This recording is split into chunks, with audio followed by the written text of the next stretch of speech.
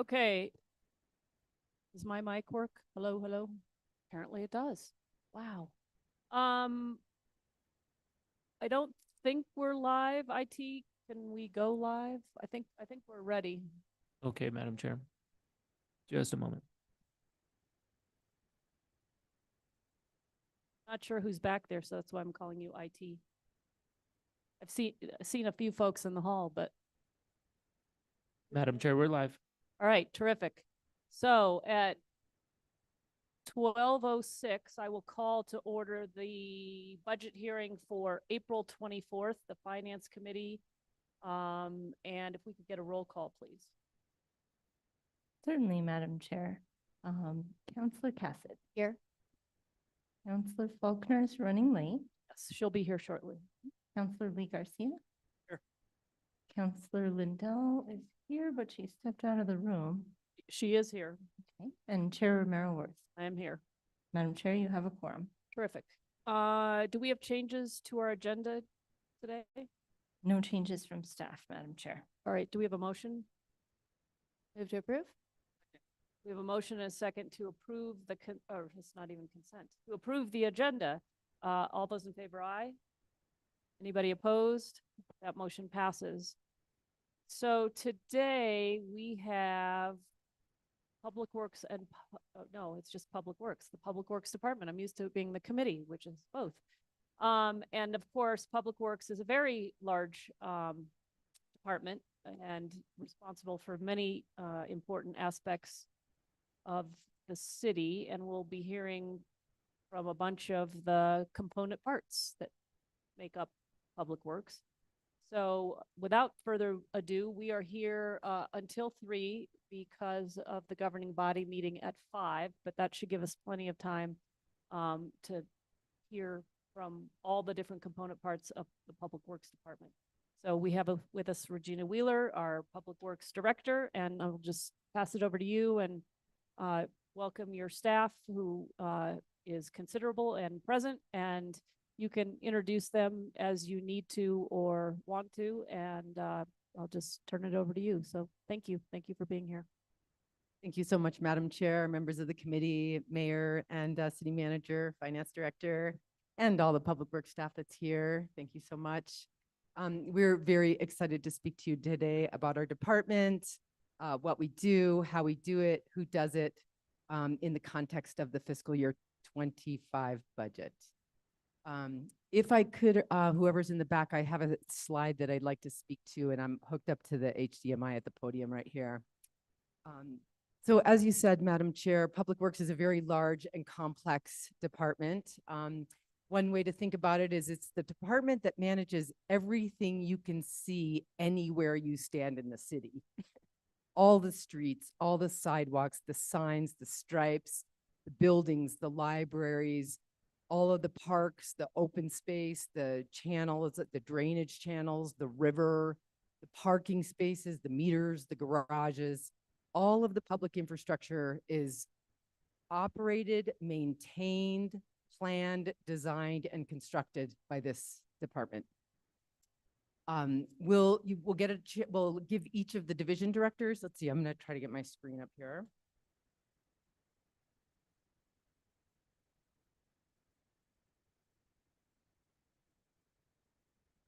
There it is.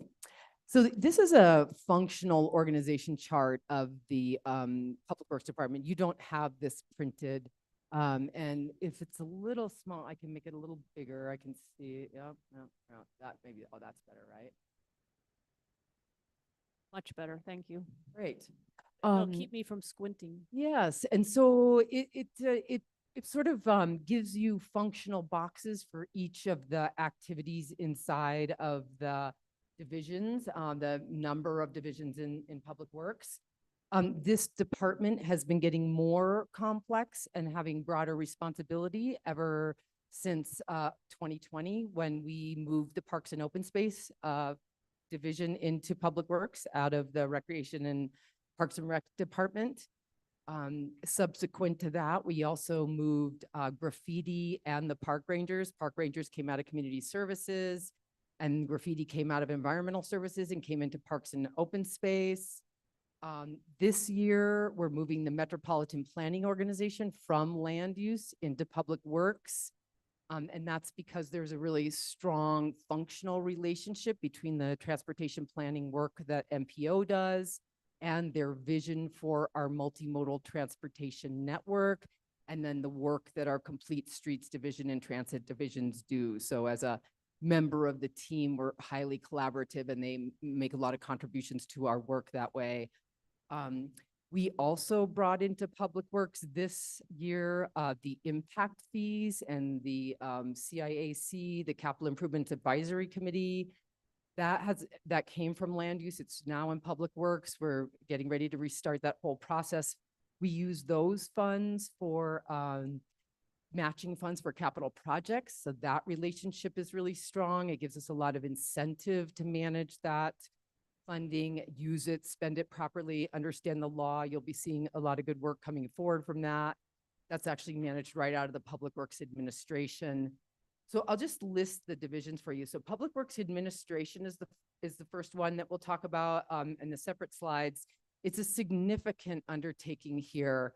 Public Works is extremely complex financially. We have a number of funds that fund our work, a lot of different kinds of grants, a lot of responsibilities for compliance from a financial reporting and management perspective. So that's a big piece. We also have ADA and equity is in Public Works Administration.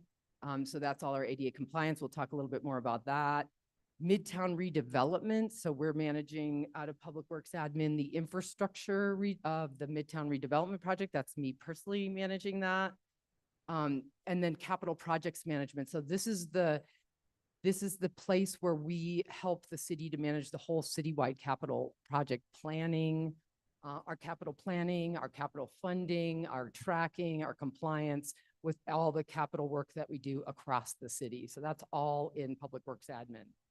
Of the Complete Streets Division, you can see, and you know a lot about this division, I think. One thing you might not know is that it does land use development reviews. So this team spends quite a bit of time looking at private developers' designs of roadways, parks, and open space, and then makes comments. You've seen, of course, our representative, Leroy Pacheco, professional engineer, at some of the sort of hearings for land use entitlements. And roadway drainage is something we don't think about, that's our bridges and our culverts. And then, of course, every division, what you'll see is they not only have their operational work that they do day to day, but they also are managing capital projects. So they're managing planning for this infrastructure. All of this infrastructure, of course, needs replacement over time, needs improvement to meet our vision and our planning. So every division does capital planning and project deployment as well. Do you have a question, Councilor Garcia? Okay, you had a question mark on your face a little bit.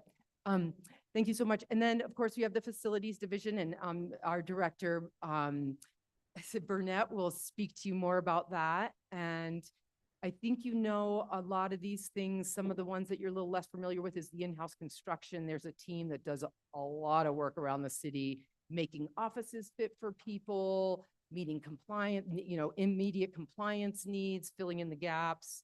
So that saves us money and allows us to respond really quickly to needs in construction. Midtown operations, rail yard, Midtown and rail yard moved into facilities for the first time this year. So their budgets are there, even though their function has been there all along. Custodial and again, capital. And then I'll let these, let you read these. Parks and open space is our most complex division. It handles the parks, medians, and trails, river and stormwater. So that's a big function that is really largely in the implementation of our two things, the implementation of our strategic stormwater plan that we adopted in 2019, as well as compliance with our surface water discharge, making sure that that businesses and residents around the city are complying with discharge permits, not polluting our surface waters. Golf course and MRC, two big activities in and of themselves, which MRC, also known as Soccer Valley. Land use development review again. Special events are handled by the Parks and Open Space team, and there's really great news there. Graffiti, park rangers, oopsie, sorry about that. And capital projects again. So, and then I'll let the other directors tell you about that. So you can see that the functions of Public Works is very wide responsibility, as well as a lot of depth in specific areas. Not only are the functions complex, but the funding is also complex. And I wanted to bring your attention to page 88 of the budget book, if that's available to you. In the proposed Public Works budget, you'll see 1, 2, 3, 4, 5, 6, 7, 8, 9, 10, 11, 12, 13, 14, 15, 16, 17 funding sources. And this doesn't count all of the capital funding sources that we manage. So at least $100 million in action right now from DOT and the Federal Highway Administration. It doesn't count all of the money that we get from the Federal Transit Administration for operating the transit division. It does show there an increment of GRT about halfway down the list. You can see 0.5% of GRT that goes into Fund 365 that funds most of the Complete Streets Division staff, as well as some of our operations and maintenance work. There's also an increment of GRT for transit that funds about $3 million a year towards our transit operations. We also get about a standard $2.5 million, at least from the Federal Transit Administration, towards transit operations. We get, the MPO is funded by a grant from the feds.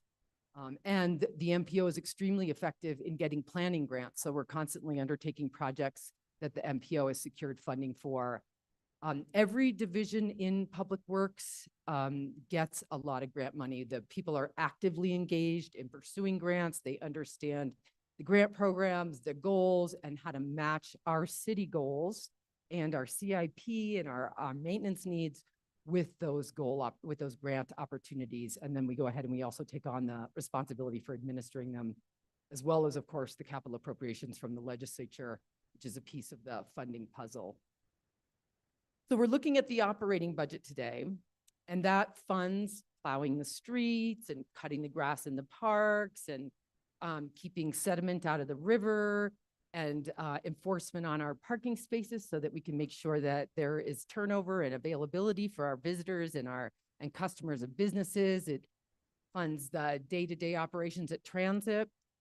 What this budget doesn't include is what's absolutely critical, which is one-time capital maintenance investments that you all are very familiar with. We've been doing those as part of the one-time investments, as part of GRT in excess of budget. We've also do them as part of the GRT bond in 2018, and we hope to do that again. If we didn't make those capital maintenance investments, the infrastructure we are responsible for degrades every year. It's constantly degrading. And we're really doing our best to maintain it the best we can to minimize that, but it's a fact of life. And so regular maintenance, we call them maintenance capital investments, which are different from new infrastructure capital investments like Arroyo de los Chamisos Crossing. That's a new road that we need to build to help the transportation infrastructure, or the teen center. That's a new piece of infrastructure. Fogelson, the new 21st century library at Midtown, that's sort of a replacement because we don't exactly have that capacity in the city right now. So there's kind of three buckets. There's your operating that does the day-to-day, your operating budget. Then you have your capital maintenance investments that are essential to replace HVAC or rehabilitate pavement or put new culvert, fix a culvert. And then you also have your sort of bigger capital investments, which come from, all of the grants funding, usually with some matching from the city. But the new airport terminal expansion, for instance, is another good example of an expansion of infrastructure. So I think that's what I wanted to bring to your attention about the Public Works Department overall. Madam Chair, did you want to ask questions as we go? I think the next place that we'll move into is the Complete Streets budget.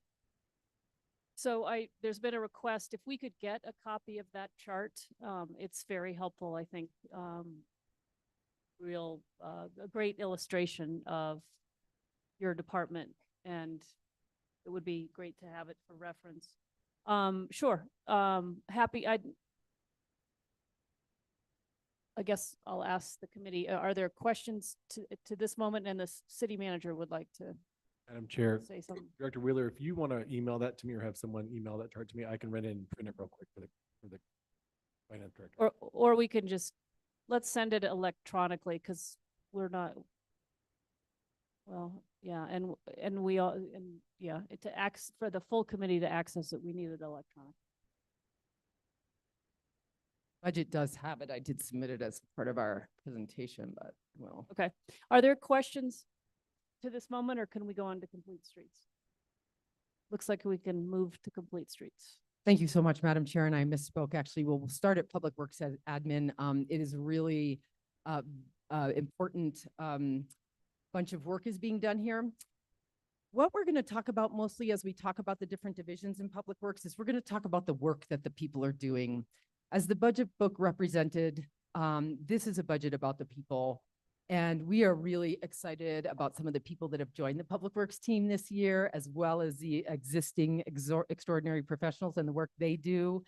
So that's a lot of what we'll be talking about in the budget, because of course it is sort of the focus of the fiscal year 25 budget. And I think it's going to bring great dividends for the city.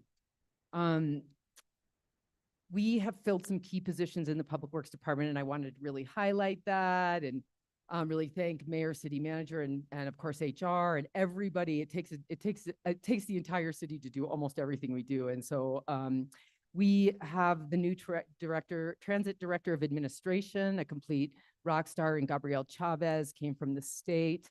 And she's helping us to do a much better job of securing all the grant funding that the state's eligible for, probably $11 million in the first year is what Gabrielle bring in, as well as helping us do some of the other great goals that the transit team will talk about.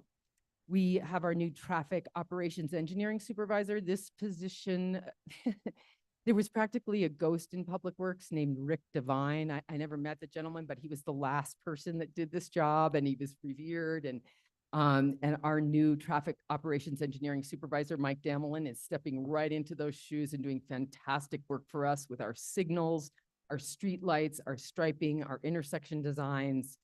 This is a huge gap that we're really happy to have filled, and with the great work he's doing. Last year, you might remember, we got our... Is he here? Can he wave at us? Okay. Oh, okay. All right. So some of these folks, But Gabrielle is here. yes, some of these folks we don't get to see all the time. It'd be I great know. if, when your name's mentioned, just wave at us so we can connect a name with a face. That'd be helpful. Thank you so much, Madam Chair.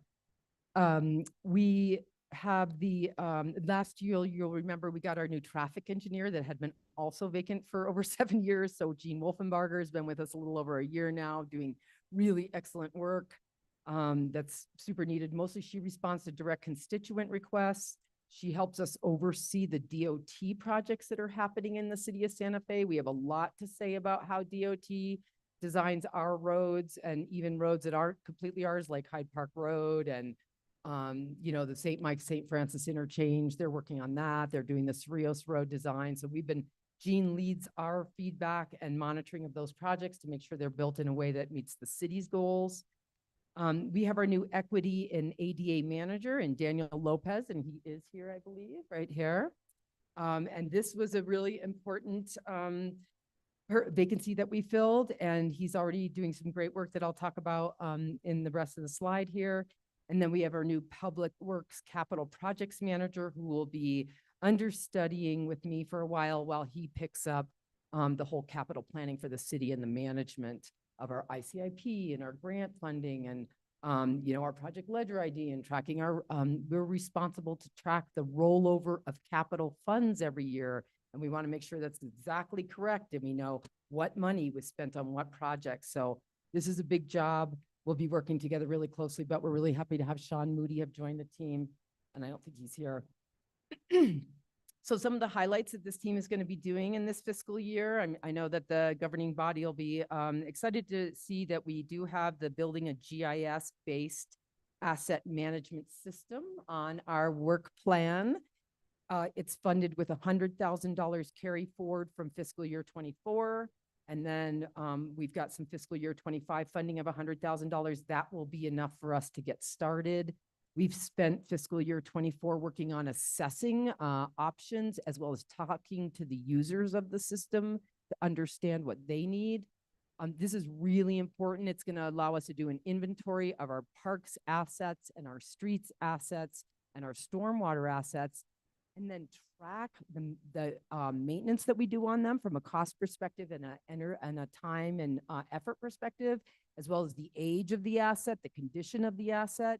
And, you know, ultimately we have a vision that it'll be transparent to the public so the public can see the work that we're doing on our infrastructure, where those pieces are. You know, we can start charting them for replacement and investment over time. And this will be a really, really important planning tool, as well as workflow for work orders, the work order system, so that as a CRM comes in, as a request from a constituent comes in, it goes out electronically to our leaders and our crews that say, there's this piece of work to be done in this specific GIS location, and then they can record the work they do.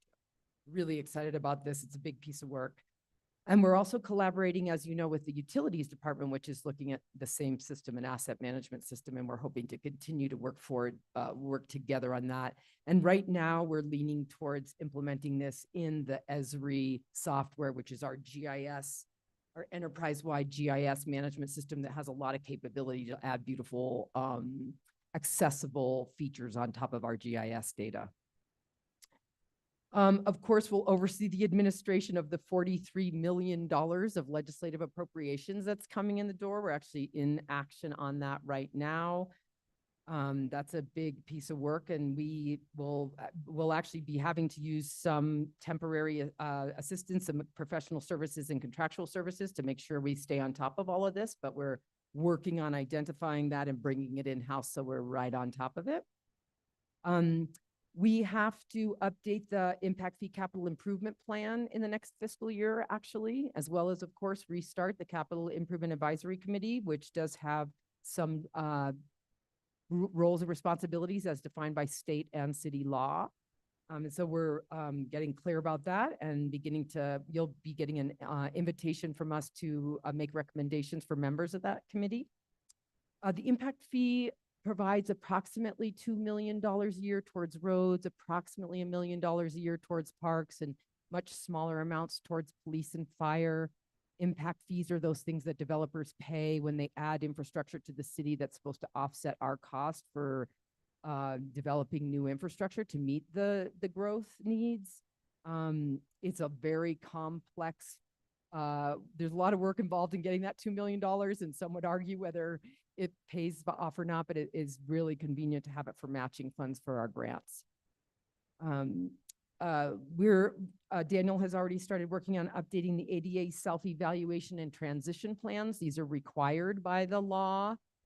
They're out of date right now, but he's got a new software going. And so we'll have a really nice, accessible, great reportable, updatable living document for both of those.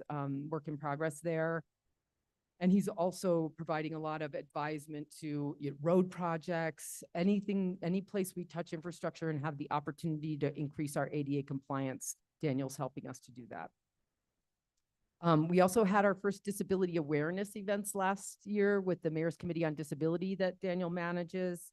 They were really great. We had a flag raising, a proclamation, and then we had a disability awards event that was super successful and heartwarming. If many of you went, it was great. It's going to happen again in a new location.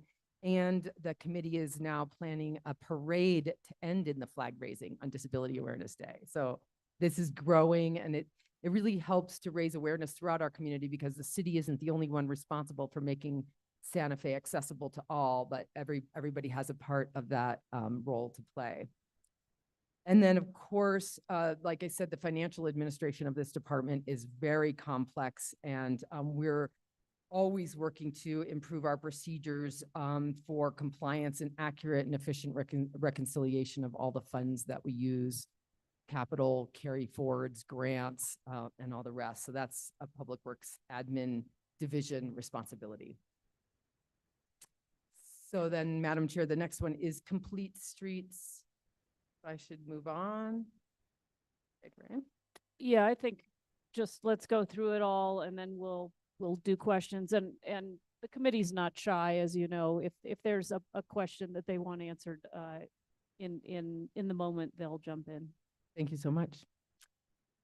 So I think I think that of any of the divisions that the council is intimately familiar with, it's complete streets. We get a lot of communication from our constituents about it.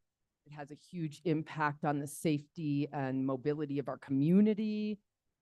It has a huge infrastructure that's extremely visible to us and important to us all and our constituents.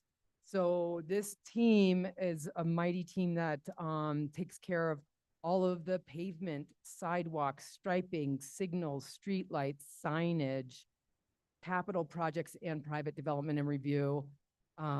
It's just a endless amount of work, as you know. The governing body has been our partner in doing our best to make good investments to keep this infrastructure to meet the community needs. Some exciting projects that will happen in this fiscal year. One of them I should say is, so I've been acting division director for this division for almost 4 years since John Romero left, and we combined streets and engineering. We actually have identified a complete streets division director finally after all these years, and we're working on getting that person a final offer so that they might have a start date, which would be really exciting. So that would be a huge accomplishment for us. But we're also, this team is very effective and self-directed. And we're working on a private development standards project. So as land use is updating the Chapter 14 land use code, there's a whole bunch of code in there that talks about lighting and roadways and the width of our lanes and the width of our sidewalks and the types of crosswalks we have. And so the land use said that they would not be taking that on as part of the code rewrite. And so it's been given to Public Works, and we have been funded by the governing body with some money to bring in a consultant to help us develop standards that meet our current goals and vision for this city. And we'll be updating the lane widths, the striping, the crosswalks, the sidewalks, the landscaping, the parks, the stormwater, all of that. So we're making new development standards, private development standards for all of the public works infrastructure that's built by private developers. This is really, really exciting. It's already been started. Gene Wolfenbarger is leading this effort, along with actually partnership with Eric Ani, the MPO director, and everybody else inside the department is contributing as necessary to get good code there. This budget has something that we haven't ever done in complete streets. I'm sure it's being done some places in the city, but we're leasing some essential equipment replacement. We became aware that there's quite a lot of really antiquated equipment in the complete streets division, and that they were spending as much time under the trucks repairing them as they were out there plowing or sweeping. And so we took a two-pronged approach with addressing that, which is about half of the equipment that's absolutely essential to be replaced will be done, we expect, with the one-time funding that you'll be seeing soon. And the other half that was essential to replace is using the leasing method, which is great. The sweepers and the loader are in there, 3 sweepers and a loader, which is great because the sweepers are a real high maintenance piece of equipment. And it'll be really great to have a professional organization that's responsible for keeping those up and running for us. So that's new and exciting. Of course, the capital team will be completing the construction of 4 capital projects in the next fiscal, including the ones that are listed here. And we do have some really serious vacancies that we need to address. They're just critical places. Project management in the capital projects team has 2 vacant project managers, so it's only Ramella and a field project manager who's really spectacular. But not enough for all that we have going on. We are lacking our 1 inspector out of 2. We don't have a permitting person to handle roadway construction permits, driveway access permits, or sidewalk NOVs. That team is pretty much gone. Drainage engineering is not staffed. And we're also looking at some very significant vacancies in our sign shop. And sign and paint shop. So we have a big new fancy paint truck, but we can't operate it because we don't have staff. It's It's only 4 people, so it doesn't look like a huge number, but with 0, it has a lot of impact on our operational capability. So we'll be working really hard with the new comp in class, and I think it looks like the job market is loosening up a little bit. We're getting better candidates these days from all over the place. Santa Fe continues to be a desirable place. We interviewed a person today she's in Tennessee, but she's from Texas, and she said, "So you know, I love Santa Fe." I was like, "Yes." So that's the complete region. Let's see if there's anybody. Is Mike Damelin here? Hi, Mike, can you stand up? So this is Mike Damelin, our new traffic operations engineering supervisor. He's the team that has done that great signal timing that's been happening. He'll be doing more of that so you can get from one end of St. Francis to the other without hitting a stoplight, and really coordinating some really important work on one area that Mike has been doing a lot of work on and will continue to is coordinating the signal timing at Zia and St. Francis with that new big development coming in. It's already a nightmare with the train, but so we really are talking to the train. How can we do better? Are there modern technical solutions and operational solutions that we can put in there? And so Mike is doing some really great work, as well as, we're converting some more streetlights now, 1,000, remember the P&M streetlights, and we'll continue to improve that infrastructure. He's also working on implementing flashing yellow arrows. You only see them now on Cerrillos, but and audible push buttons. Those are required by ADA now. So Mike is bringing really looking at our infrastructure and the signals, stripes, and signs, and bringing us up into the 21st century, slowly but surely. And let's see, who else is here from Complete Streets? Anybody else? Okay, great. That's that for that. And I will ask Director Burnett. Director Wheeler, we do have a question. Okay, thank you so much. Counselor Cassett. Thank you so much, Madam Chair. Thank you, Director Wheeler. I was interested a little bit more in the leasing essential replacement equipment. So you mentioned street sweepers, and then I missed the rest. What else comes with those? Just a loader. Just a loader. Okay. So not snow plows. Plows are the ones that we're looking at funding with the one-time money, and they'll Okay. be purchased. Well, that was my only question. All right. Thank you. So much. And since we're paused here for a moment, the Zia and St. Francis improvements, there were some bike concerns with how the signals were working. I know I've sent you a couple emails over the years on that. Is that still getting resolved, or maybe I should follow up with you, but just curious. Madam Chair, I'm not. Something about how, into- and I can't remember the exact details, but something about how bikes navigated that infrastructure or that signal, that intersection was. Yeah, our Mike Damelin can probably answer that better than I can. Push that little button so the green light talks to you. And then we can hear you in the chamber, but they can't hear you on Zoom unless you talk right into the mic. So just, Can you guys hear me? that's perfect. Thank you. In June, we've done several flashing yellow arrow conversions on St. Francis, and that's going to integrate the rest of Cerrillos Road and St. Francis into one timing network. And the intersection of Zia will be retimed as part of that in June. Now, as part of the preemption issues, when the signal gets preempted, the train staying longer at the train station, we're going to have more and more people there. There's different ways we can address that, but that would require preemption upgrades on the railroad side and our side. So we're kind of constrained because when the train comes, it stops at the station, the gates are down. It's hard to recover from that for several cycles. So there are options, but obviously Herzog and some of them and the Rail Runner, Rio Metro may not like it to improve operations at that intersection. And those are conversations we're continuing to have with them. We've also had, as you may have noticed, conversations about malfunctions of the gates at St. Francis and Cerrillos. That's been a reoccurring problem over the last few years. We have a meeting next week to the Herzog and Rio Metro are proposing a solution there. There's some solutions there at Zia, but I'm hoping the signal timing steps we're going to take will address some of the timing problems there and help give us more capacity. Okay, that's helpful. It's also helpful to understand the complexity of all the folks you're having to work with in order to get it all lined up. Counselor Cassett? Thank you so much. Sorry, quick follow-up. A couple of follow-ups, actually. One, St. Francis is still a state-owned road, so why are we doing the signals? Oh, it's a unique arrangement here. It's actually, I've been in several states. It's weird. The city here actually maintains the signals on state maintained roadways, and we have an agreement. So, we do all the maintenance for it, even though it's theirs. Now, there's questions on life cycle and some of those kind of questions.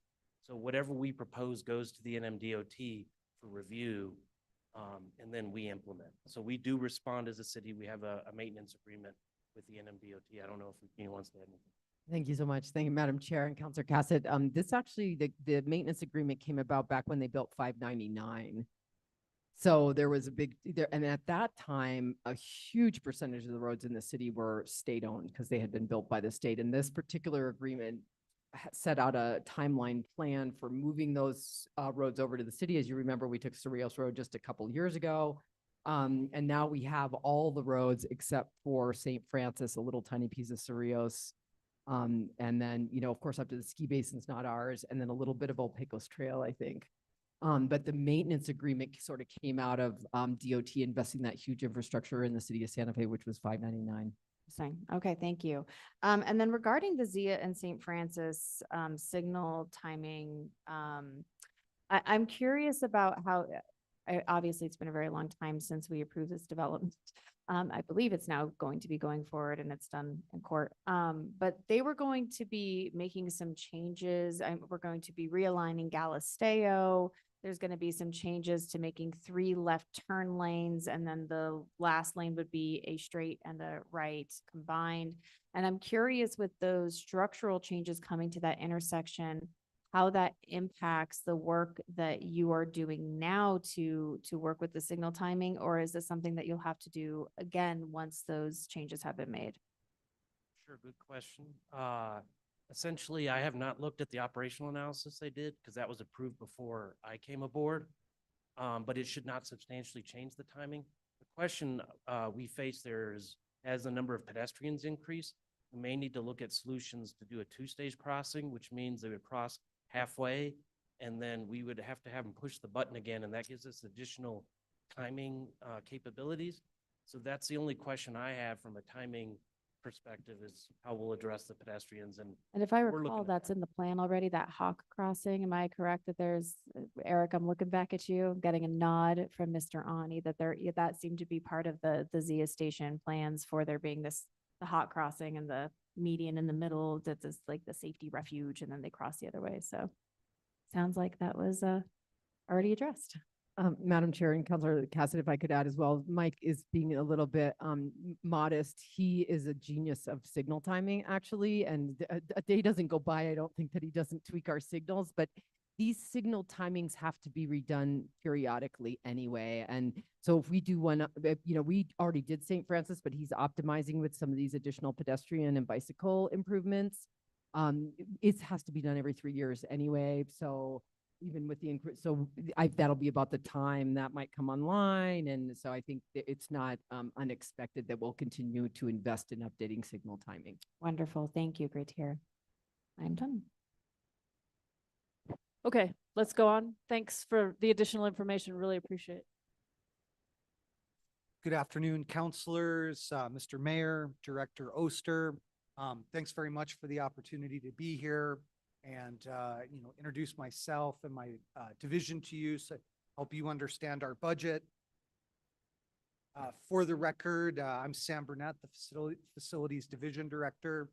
The Facilities Division manages over 100 city buildings, over 100 acres of city property, and day-to-day operations, physical operations at both Santa Fe Midtown, or Midtown Santa Fe, and Santa Fe Rail Yard. My division's comprised of 6 sections. We have an administrative section that's led by our administrative manager, Dialba Calabaza. We have a capital improvement project management section that's led by me and supported by our senior project administrator, Ms. Karen Gross. We have a mechanical, electrical, plumbing, or MEP maintenance section. This is a 12-person team led by our maintenance manager, Mr. Sean Montoya. We have a 30-person custodial team led by our custodial manager, Mr. Jude Torres. And we have a internal general contracting section, lovingly referred to as the locals.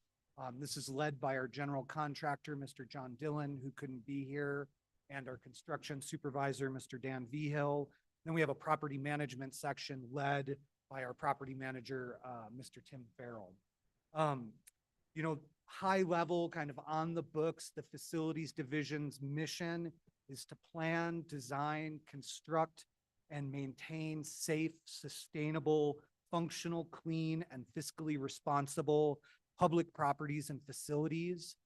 The way we operate and the way we interact with our clients, which is really city staff, we really believe we're here to provide citywide departments and divisions the highest quality support and services possible to empower them to do the same for our community.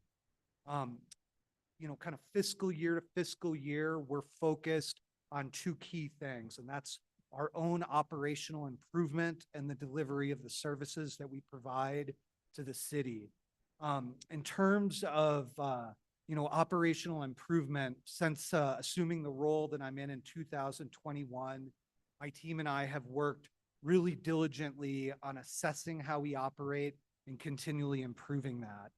We know that empowers us to be as efficient and effective as possible, and so we're really committed to that. And to that point, over the last several years, we've reorganized and grown our administrative section, our maintenance section, our property management section, and now we're working through a reorganization of our custodial section.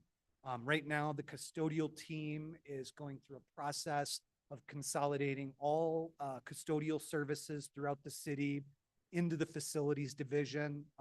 That section has doubled in size. As part of that, we've created 3 supervisor positions that report directly to Mr. Torres, and then in conjunction with lead custodians are providing in the field support and guidance to our staff. We believe this will greatly improve how we operate and the quality of services we provide. We did include in our budget a request for additional custodians, which is related to the addition of new facilities like the teen center, Water Street restrooms, and things like that. You know, throughout the upcoming fiscal year, we'll remain committed to assessing our operations and improving them wherever we're able. In terms of service delivery, my team and I are really proud of the accomplishments we've made together and are excited to carry that momentum forward into the next fiscal year. Some examples of what we do and what we've done for our maintenance team this fiscal year has closed out over 1,400 work orders and over 1,990 preventative maintenance actions. It's a really exceptional team built up of mechanical, electrical, plumbing journeymen, senior maintenance workers, and they're everywhere in the city all day and all night long and do exceptional work. The locals team, our internal contractor, has completed nearly 50 projects this fiscal year. They provide really high quality general contracting work, a fraction of the price we would be paying out in the private sector. Examples of things they've completed: they remodeled the Monica Roybal Center to be the new House of Public Works, a major remodel for ITT to support their operations, and are currently building out offices for the new Metropolitan Redevelopment Agency. Our capital projects team, over the last couple years, designed and built the first 2 buildings the city's built in over 20 years, Water Street restrooms and the teen center. In addition to that, they've made incredible progress on and completed dozens of other projects that are rather invisible, but spending tens of millions of dollars of capital funding to the benefit of the city. And then our property management team does a really exceptional job of maintaining operations at both Midtown and the rail yard. Tim plays a really important role supporting Regina and the MRA efforts to redevelop Midtown campus and maintaining the vibrancy in the rail yard. Things like IFAM moving down from Museum Hill, or the reintegration of Sky Railway, Santa Fe Southern into the rail yard. are the result of the type of work Tim's doing for us. You know, and with that, again, I just want to say the facilities division, we're really here to provide the city the best possible services and support we can to make you all successful. We're all really grateful for the opportunity to appear before you today and introduce ourselves to you and what we do. And I'm happy to stand for questions if you have. We may circle back on the questions. You do the security contracts too, right? Yeah. we do. Okay. Mhm. Okay. Obviously one of your favorites, I could tell. Very eventful. Yes. Mhm. Thank you so much, Madam Chair. Next, we'll be speaking about the Metropolitan Planning Organization, and we have Eric Ani, the Director of the MPO here. Welcome. Greetings. Pleasure to be here. The Santa Fe MPO is shifted over to the Public Works over the last 6 to 8 months. The transition has been meaningful and impactful in terms of our relationships with all these nice people. We are in a friendly way in each other's sandboxes in an effort to make a network and system that's safer. Next week, the MPO, I will be enjoying going into my 11th year with the MPO. Next week, the MPO will be having its strategic planning session, a one-day retreat to ask the question, where have we come in the last 10 years? And where would we like to be as an organization supporting not only Public Works, but all divisions and departments in the city, as well as the public, of course. We look forward to that. As it relates to some specific agenda items in terms of funding for the next couple of years, what we're looking for in terms of Code of Federal Regulations, the prescriptive and required plans, processes, resources, and so forth. We are going to update the Metropolitan Transportation Plan beginning this summer. That Metropolitan Transportation is sort of the governing document that guides not only the MPO, the city, the county, the Pueblo Supe, and the state of New Mexico in terms of the projects, infrastructure that will be coming down the pike in the near future. I would like to emphasize that those projects have changed in the last 10 years. How have they changed? More of the projects are being allocated in funds to safety in regards to pedestrians, bicyclists, transit, and what we might speak to as alternative users. It is also, in a good way, looking at retrofitting streets like our good street, Guadalupe Street, in a manner that reflects the goals and values of not only the city, but the public and the constituents that use these facilities, where we hear over and over again the importance of walkability, the importance of transit, and the importance of being able to bike safely through the system. I will happily stand for questions. Counselor Cassett. Thank you so much, Madam Chair. I know that we had this discussion last year via in MPO, and that you were able to work with finance for FY24 regarding being able to come up with matching funds when grants come available, as I know that can occur.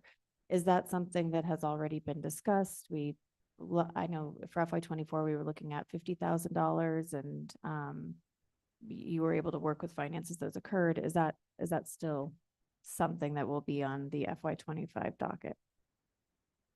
Madam Chair, members of the committee, thankfully out of that budget process last year, from a commitment from the finance director, Regina Wheeler, to provide cash match to any grants that we may strive for and get. Last summer, and then it takes a little while to procure federally funds, but we have 2 successful grant applications that have been notified. We're in the process of the bar, taking those revenues and bringing them to you to get some good work done. 2 projects of significance. One is one of my favorites. We'll be looking with my colleague, Mike Gamlin, who you just met, at the signalization and intersections in downtown, and asking the question, can we be better at pedestrians? That's going to be fun. And then secondly, which is more of an epic effort, it's a dovetailing on Hannah Burnham, who is one of the MPO senior transportation planners, and our team effort with the NMDOT to make pedestrians safer in the city to advance baseline inventory that would then feed into the good work the Public Works is doing into the idea of more of an asset management program. So it's a really nice partnership by leveraging these federal funds to make your funds, the city funds, go further when it comes to asset management with the city. So we're looking forward to those two particular grants. That's the long story. We will not stop asking for grants if that is the continued policy going into 2025 that we would give.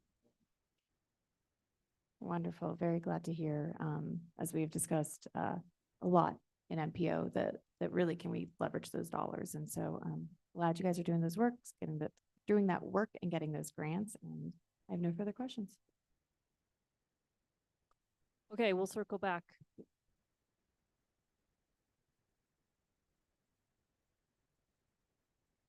Thank you so much, Madam Chair, members of the committee. The next division to present to you will be the parking division, and Steve Caspin, our parking director, who is also a relatively new hire and has been with us only a year and a half. 1 year. So glad to have you. Thank you so much, Steve. Good afternoon, Steve Caspin, Parking Division Director. So our division operates and maintains the city garages, lots, and on-street parking. Those garages being Sandoval, Convention Center, and the rail yard. We enforce parking regulations citywide in collaborations with the public safety aides. During events such as the Zobra, IFAM, Spanish Market, and Lenzik events, our staff plays a significant role by getting attendees parked and then on their way after the event. A few budget highlights include this year's revenue projected at $5.1 million. This past year, we've replaced about 1,000 parking meters, so we expect next year's revenue to increase. The revenue funds our operation and supports the summer tourist seasons with well-maintained equipment and good customer service due to healthy staffing levels. We look forward to purchasing an additional sweeper, which helps keep our garages clean. Contracts for parking services total $730,000, including garage on-call, call center help at each entrance and exit. And finally, elevator repair funds for $50,000 for unexpected maintenance. Happy to answer any questions. I have just a quick question. So we've been replacing meters for a year or two. Yeah. What percentage of them in terms of whatever the scope of need is, have we actually achieved? 100%. Wow. That's fantastic. You're a little modest then on that slide.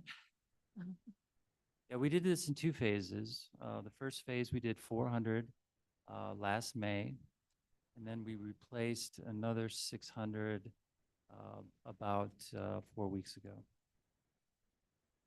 Well, congratulations. That's awesome. Because I had received a number of complaints from constituents frustrated with how they were functioning or not functioning, and that's a big deal. So thank you for getting that done, and happy to hear that it's 100% done. We've replaced everyone. They're all new, all the meters in the city. Correct. I mean, seriously, why aren't you? You're so calm. This is Steve excited. I mean, fantastic. Congrats. I mean, that's huge. Thank you, Counselor.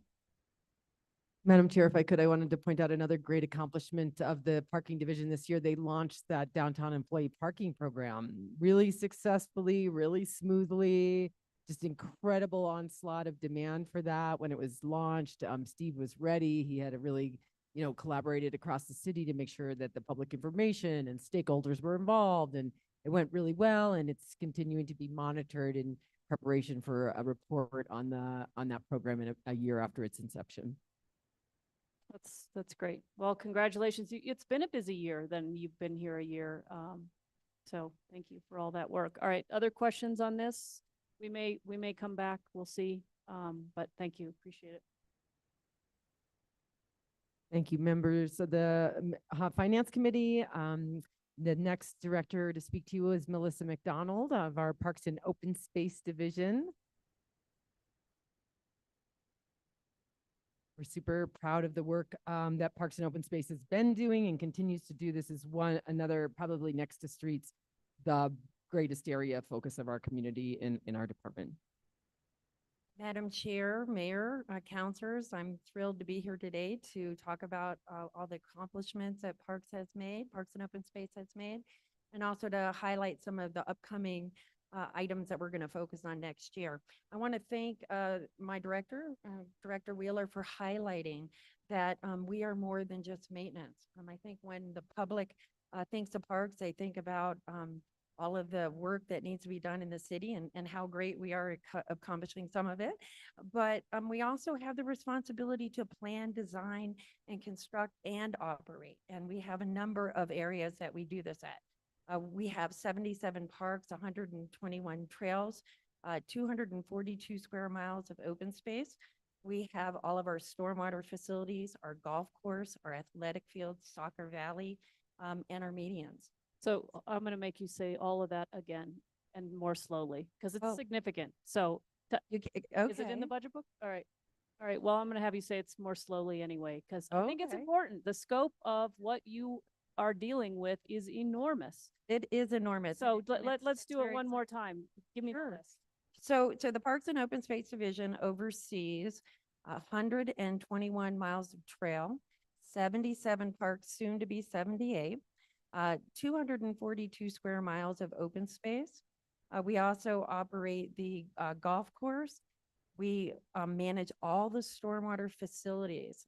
So the grade control structures in the river, all of the arroyos that have improvements in them. We also operate the athletic fields at the MRC, and then all of the medians, which I believe is at 582 medians to date. So there's quite a bit that we oversee.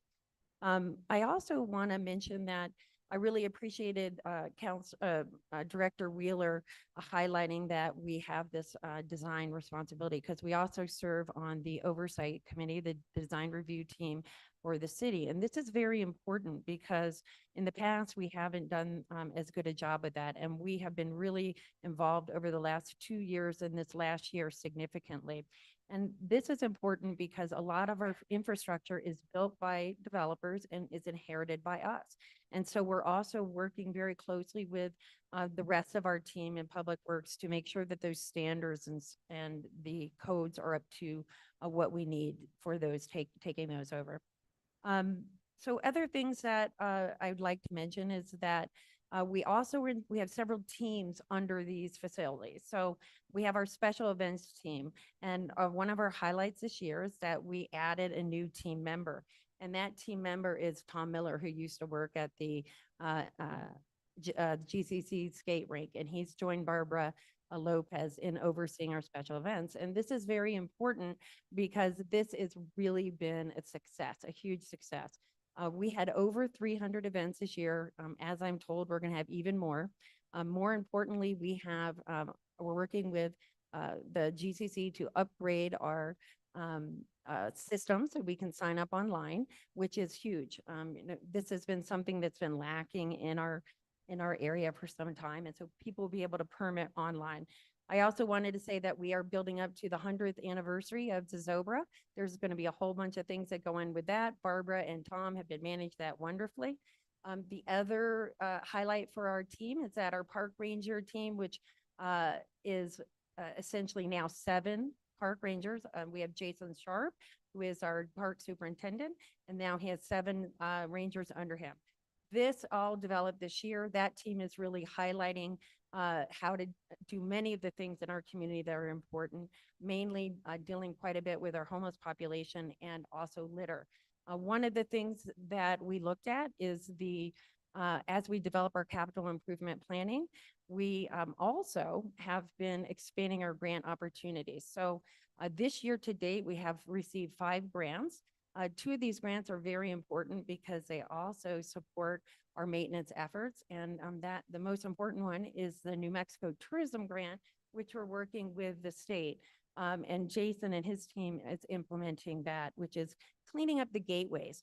The other opportunity that we have coming up is that we are now kicking off our median redesign project, which is going to make our maintenance much more streamlined and make of our medians more appropriate for maintenance. So that's a huge accomplishment. We also have our graffiti team, which has been of great importance lately. I want to remind people that we have 2 people that have joined this team. They're out there getting graffiti cleaned up across the city. And as the weather warms up, they get more and more involved in that. So the other highlights in this budget, we take very seriously our ability to clean up our city. And that's our primary function in this operation budget. And all of these teams really do a great job. This year, we're really focused on the 100th year of Zozobra. We also are transitioning the golf course, as you know, and that's a huge undertaking. To date, Troon has been a wonderful partner. We feel that this is on track, and we're really looking forward to really doubling down and making sure that this kicks off great for the course. Also, we have now really accomplished a great deal with our tree canopy program. We have 7,000 trees that we have now inventory, which is a huge thing. Last year, we planted 1,300 trees. This year, we anticipate planting 500, and we actually got a grant through the U.S. Forest Service to assist us with this. And the important thing about these grants that we're getting is that the grants are actually helping us do a better job and better maintenance. So this grant is going to look at the Frenchyville Park and the river corridor, and we're going to be improving the canopy as well as our irrigation, which is very exciting. And we are a little conservative in our projections, but we hope to add 500 trees this year. And that grant's going to be $1 million grant. So that's very, very exciting. We also have been putting a lot of effort into expanding our volunteer efforts in the parks. We have several contracts that we work with our nonprofit partners like the Santa Fe Watershed Association, the Santa Fe Conservation Trust, and then all of our team, Jesse Benavides, who runs our volunteers, has been very successful, and we expect to expand that by $60,000. Another big accomplishment that we're doing is our stormwater team has been working diligently on our MS4 permit. I'm expecting a new permit very soon, and a big part of that effort is going to come out this year. We do have a pilot project that we're kicking off, which is to help keep sediment out of our rivers. And we also are going to be doing a tremendous amount with removing litter and inappropriate and invasive species within our arroyos. And I think with that, I'll stand for questions.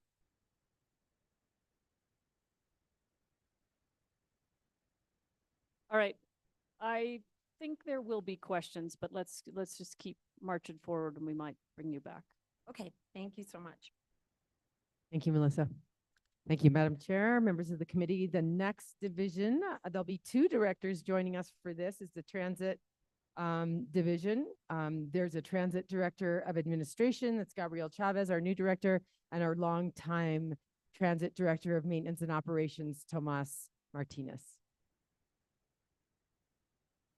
Good afternoon, Madam Chair and members of the committee and Mayor and City Manager. I'm Gabrielle Chavez, the Transit Director of Administration. We are the Transit Division. We provide regional transportation for public transportation for the community and visitors that come to Santa Fe. We connect with other transit providers in the area, NCRTD and the New Mexico Rail Runner. We also partner with other divisions or departments in the city to provide services for special events, to get people to and from events. We also provide paratransit and senior ride services to community members, for veterans, and do provide ride planning services and customer support. Last year, we provided 600,000 miles of service around the city and 281 rides in FY '23. When we're fully staffed, we employ 123 staff members. And FY '25's budget highlights are to fill 50% of our vacancies on transit driver positions, secure full allotment of FTA grants to fund operations, replacement buses, bus stop shelters, and build or rehab the Southside Transit Center. Support successful events or transportation for special events, including the 100 Zobra event. But we will be launching a new transit user mobile application to provide trip planning, and so we will be starting a few new routes and service planning, including smaller buses.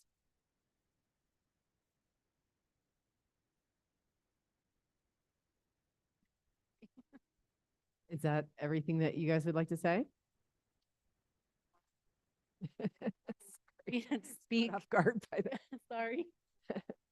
I'm being quiet, counselors, just giving her chance so all this can burn mine since I've sat through so much. Thank you so much. for Okay, your- perfect. I think that mobile application, very exciting. Use those in other cities. They are very helpful when you're trying to take public transportation to have some sense of the routes and how they're working and how you time yourself to be where you need to be to catch the ride. So that's very exciting. You were involved last year with the folk art market and providing transportation for that. I assume that's going to happen again. They're going to be at the rail yard again, I'm assuming, and you'll be integral part of helping people get to and from. Yes, we actually partner with NCRTD on that. We do 5 events every year. We do folk arts, fish market, Indian market, Zobra, Farolito. Okay. Provide free transportation on those days. Folk art last year, we provided over 4,000 rides over the weekend. Versus Zobra, we provided over 4,000 rides that one evening. Right. This year, we're actually gonna gear up, reach out.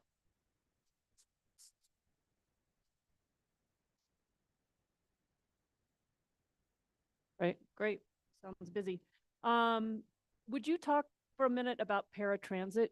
I'm not sure everybody knows what that is and how that works and that we even do it. And I think it's kind of an important piece of the work you all do. So I'm giving you a teachable moment.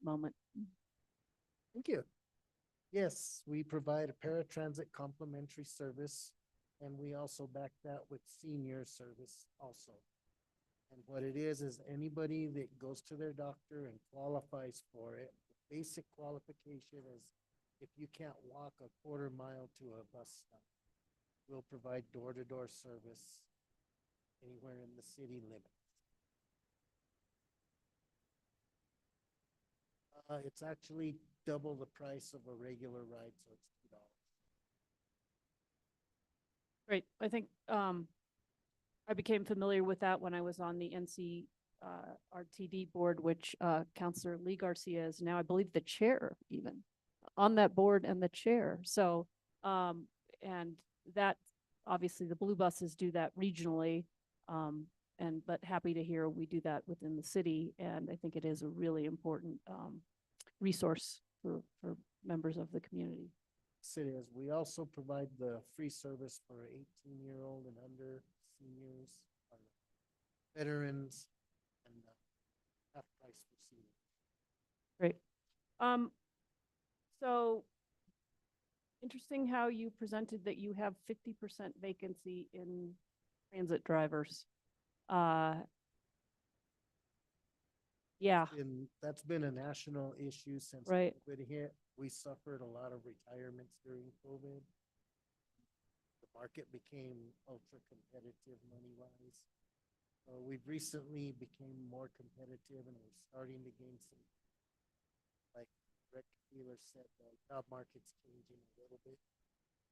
So gaining a little ground as we gain ground. We'll get, one of the things I do want to mention is our amazing staff, we were able to maintain full bus service.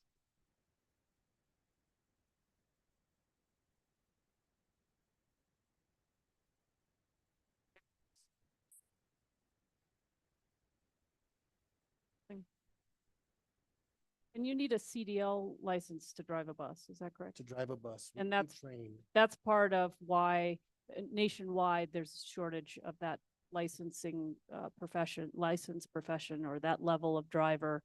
And so you're competing with the private market, which is also struggling in this area. Madam Chair, if I could add to that. First, I'd like to say, yes, the transit team has done amazing work to be half-staffed for years now and to really try to maintain services. Services are significantly diminished, and they have been for years. Actually, they're on call. We're running them less frequently, so it's really not where we want it to be. But the team has done an amazing job to fill in the gaps and do their best and really serve our community with a lot of heart and a lot of skill. One of the things that we're doing to sort of adjust to the new reality and probably provide a more appropriate service in Santa Fe is shifting to smaller buses that don't require CDLs. And so the new service plan that Director Chavez mentioned will incorporate more smaller buses to relieve our demand for CDLs and allow us to have non-CDL drivers really meet our routing needs. And so the restaffing is really important first step. The software is a really important first step. And then we look forward to really introducing you guys to a new service concept very soon. Yeah, I think all of that work is important and exciting. I did have another question about, and just speak to what's changing in the marketplace to be able to hire the folks you need. I mean, you all had, I think we had an earlier information point in these hearings about some work being done with raises, then class and comps. I think the class and comp implementation will also help. Can you just maybe paint that picture for us here in this moment? Thank you, Madam Chair. It's a little hard to say because we had that great success in the past year and a half of so many of the great professionals that you've seen sit at this table come to Santa Fe. I think the fact that we're a destination of choice, we have a lot of quality of life elements, particularly for professionals. We're very we don't hide our exuberance about the work that we do for the city. When we interview anybody, we really let them know how exciting this work is, how much we'd love to have their expertise. I use a lot of autonomy. The professionals that join the Public Works team have a lot of autonomy to lead their area of expertise, to manage their own budgets, to modify their work schedules as needed. I think that's a really compelling thing for really high-performing professionals to come here. But I think as far as transit goes, just before the common class was implemented, we were able to actually make a special adjustment to the transit drivers that we thought that we based that on a survey that we did in the region of what the CDLs are getting paid. And so I think that's going to really help that pay adjustment. And, the staff like to express to you the thanks that they expressed to these directors, to me, and we'd like to pass along to you. The staff was elated by being recognized for the value in the marketplace and having an opportunity to be compensated at that level. And I think that'll really help us in transit in the next year. Right. And so what I really wanted to focus on is the fact that prior to the implementation of the class and compensation study, you all did a special raise for transit drivers to be more competitive with the market. Then now on top of that, we're funding the first phase of the class and comp with this budget and with the money that we budgeted in this fiscal year to do. So these things are all going to help your position in the market to achieve this goal that you've set out to fill the over 50% of vacancies you have in transit drivers. And that's what I really wanted to focus on. Yes, and the market's changing slightly also where it won't be as, that's another. Madam Chair, just to clarify, because the adjustment that we made prior to the comp and class actually exceeds the comp and class recommendation, they won't be seeing any additional from that, but they, the 3% will be, make a big difference. Okay, That's an across the board, impact. And Okay. so, all right. But I think we're where we need to be. I mean, I think the great news is what the decision-making body did was they recognized the demand, that how important this service is to the community, and the fact that we really had to get these drivers to the place they needed to be to fill these vacancies. And so thank you so much for your support for that. And we're hoping to deliver a great result in a much more vibrant transit service very soon. Okay. Yeah, let me just go, lost my train of thought. I'll go to Counselor Garcia. Go ahead. Thank you, Madam Chair. I just had a quick follow-up to the questioning in regards to CDL. And is there,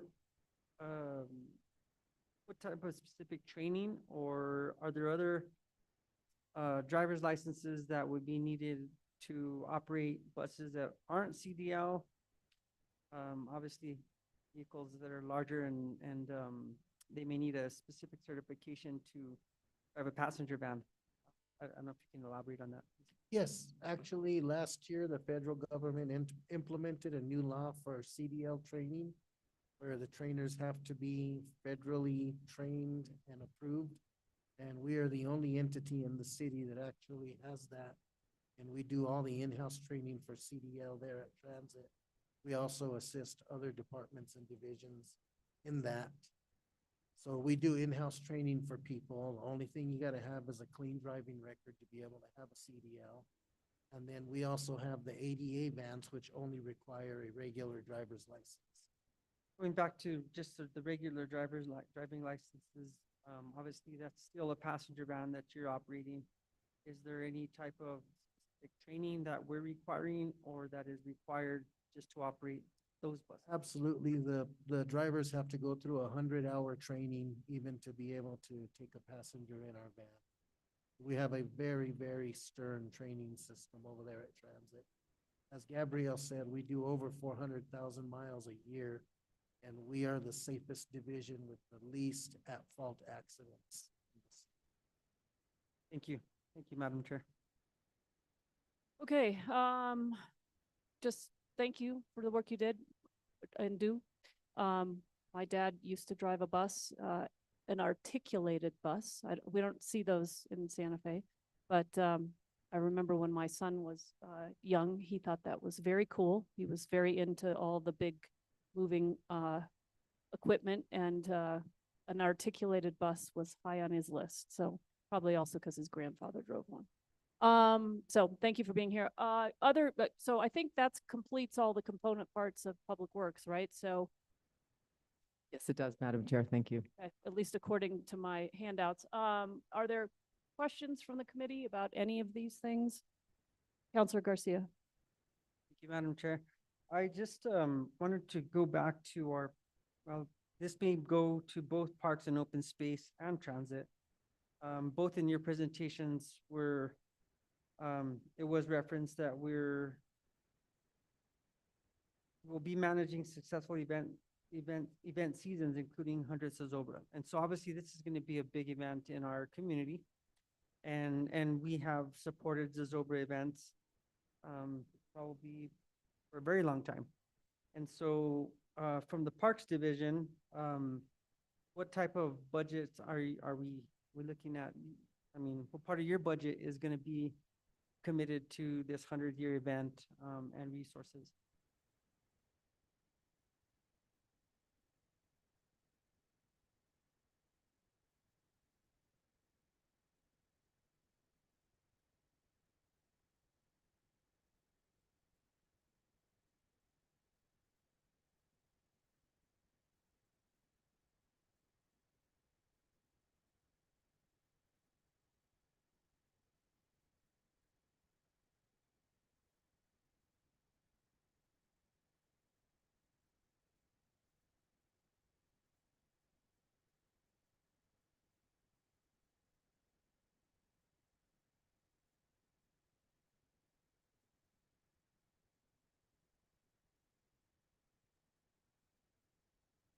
Oh, I'm sorry.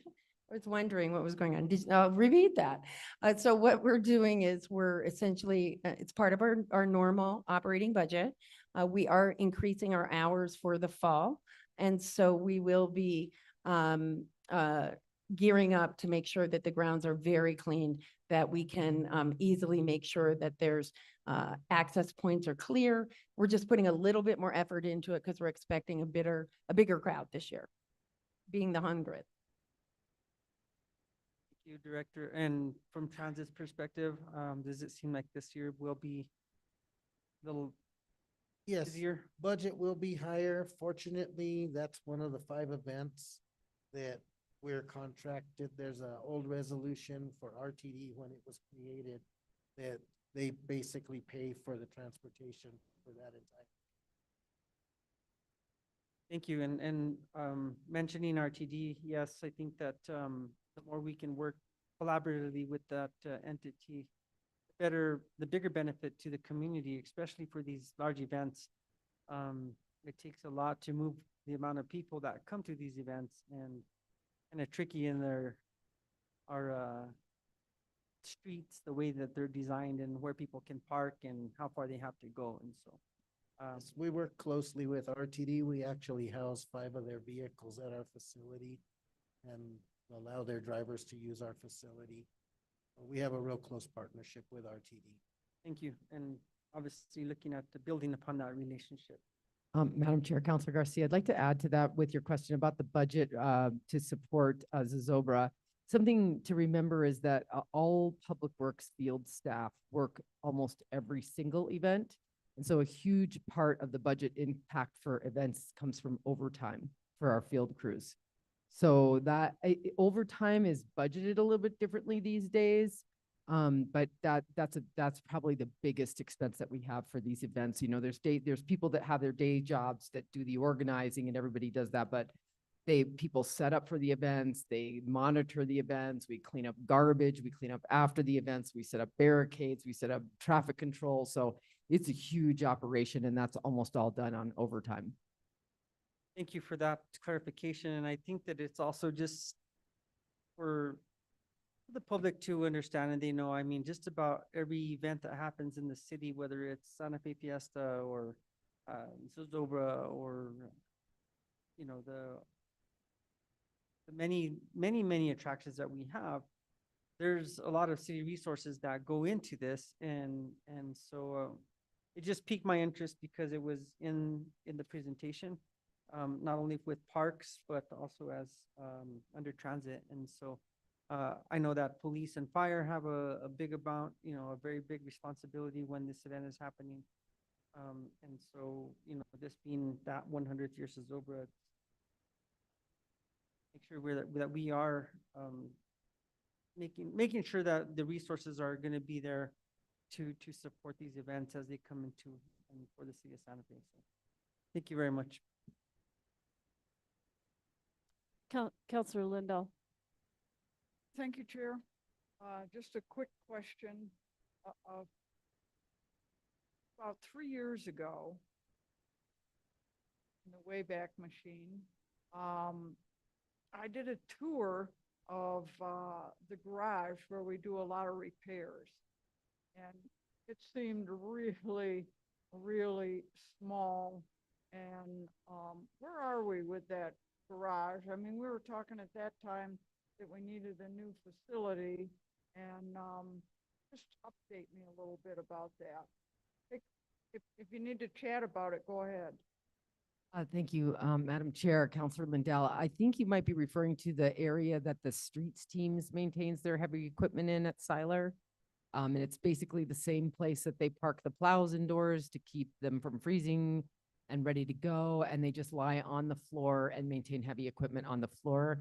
Thank you for reminding us of that. We're right in the capital planning season right now, and that actually really needs to be added as a capital project. It really doesn't exist yet. And I think, you know, Siler Yard is a really important central yard for the city. It allows us to be quick response to all south side, east side, north side. It's really where we want to keep our operations. It's a really valuable spot for us.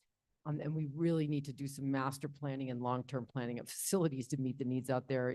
You've heard that the council's already heard that the environmental services team has got their design for their new administration and maintenance facility, and we really need to take care of, I think the city fleet is there and in not a great facility as well. And then our streets team is maintaining just using a concrete floor. So I think we do have some work to do there. So thank you so much for that reminder.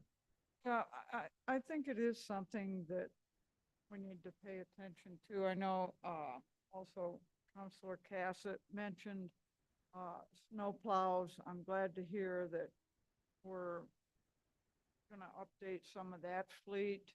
I think that when people that are out, doing a 12-hour shift on those plows come back in, and because of caring for the machinery of what we have, which is not in great shape, that they have to wash those trucks to, try to preserve them as long as possible. I mean, I think those are reasonable things to address. I think it makes people's work life tolerable. I think to come in after a 12-hour shift, which those can be pretty hair-raising shifts, and then have to wash a truck. It seems like we can do better than that, and that's something I'd really like for us. Madam Chair, Councilor Lindell will definitely develop that project. Yes, Councilor Faulkner, sorry, blanked for a minute. A follow-up to what Councilor Lindell was asking. With the snowplow crew, where do they, sometimes I know they have to spend the night in Santa Fe. Where are they housed when that happens? Because a lot of them live outside of the city. Madam Chair, Councilor Faulkner, thank you so much for the question. Our crews work 12-hour shifts, so they come in, they work 12 hours, and then they go home, they get some rest, and then they come back for another 12. So we plan ahead, watch the weather, so they know, either when they already know when they need to come in because we can see the forecast is so strong, or they know when they need to be on call. But we don't house them for sleeping, but we probably could really improve the living conditions at the office there, because they do end up having to eat meals there and wash up there, but they don't sleep there. I have something I'm interested in too, is kind of getting that facility, I don't know, a little nicer for them. It's a whole job, and I think we could do a little bit better. Thank you so much, Madam Chair. Councilor Faulkner, that's an excellent point. There also isn't enough room for the division. So we have some of the people over in Monica Roybal and some of the people at Siler, and they'd really like to be all together since their jobs are so interrelated, and they'd love to collaborate and share perspectives. So at this point, what we've been sort of crossing our fingers for is for environmental services and the trash collector people to get their new facility so we could take over the space that they're in. But I could talk more to the team about the possibility of probably modulars that we could move in that we could make nice and make some expansion capacity. So thanks for bringing that up, and we will look into that. Yeah. Thank you. All right, I want to go back to Parks and Open Space. I think we've done transit. If you guys want to go to the back row, we'll bring Parks and Open Space forward.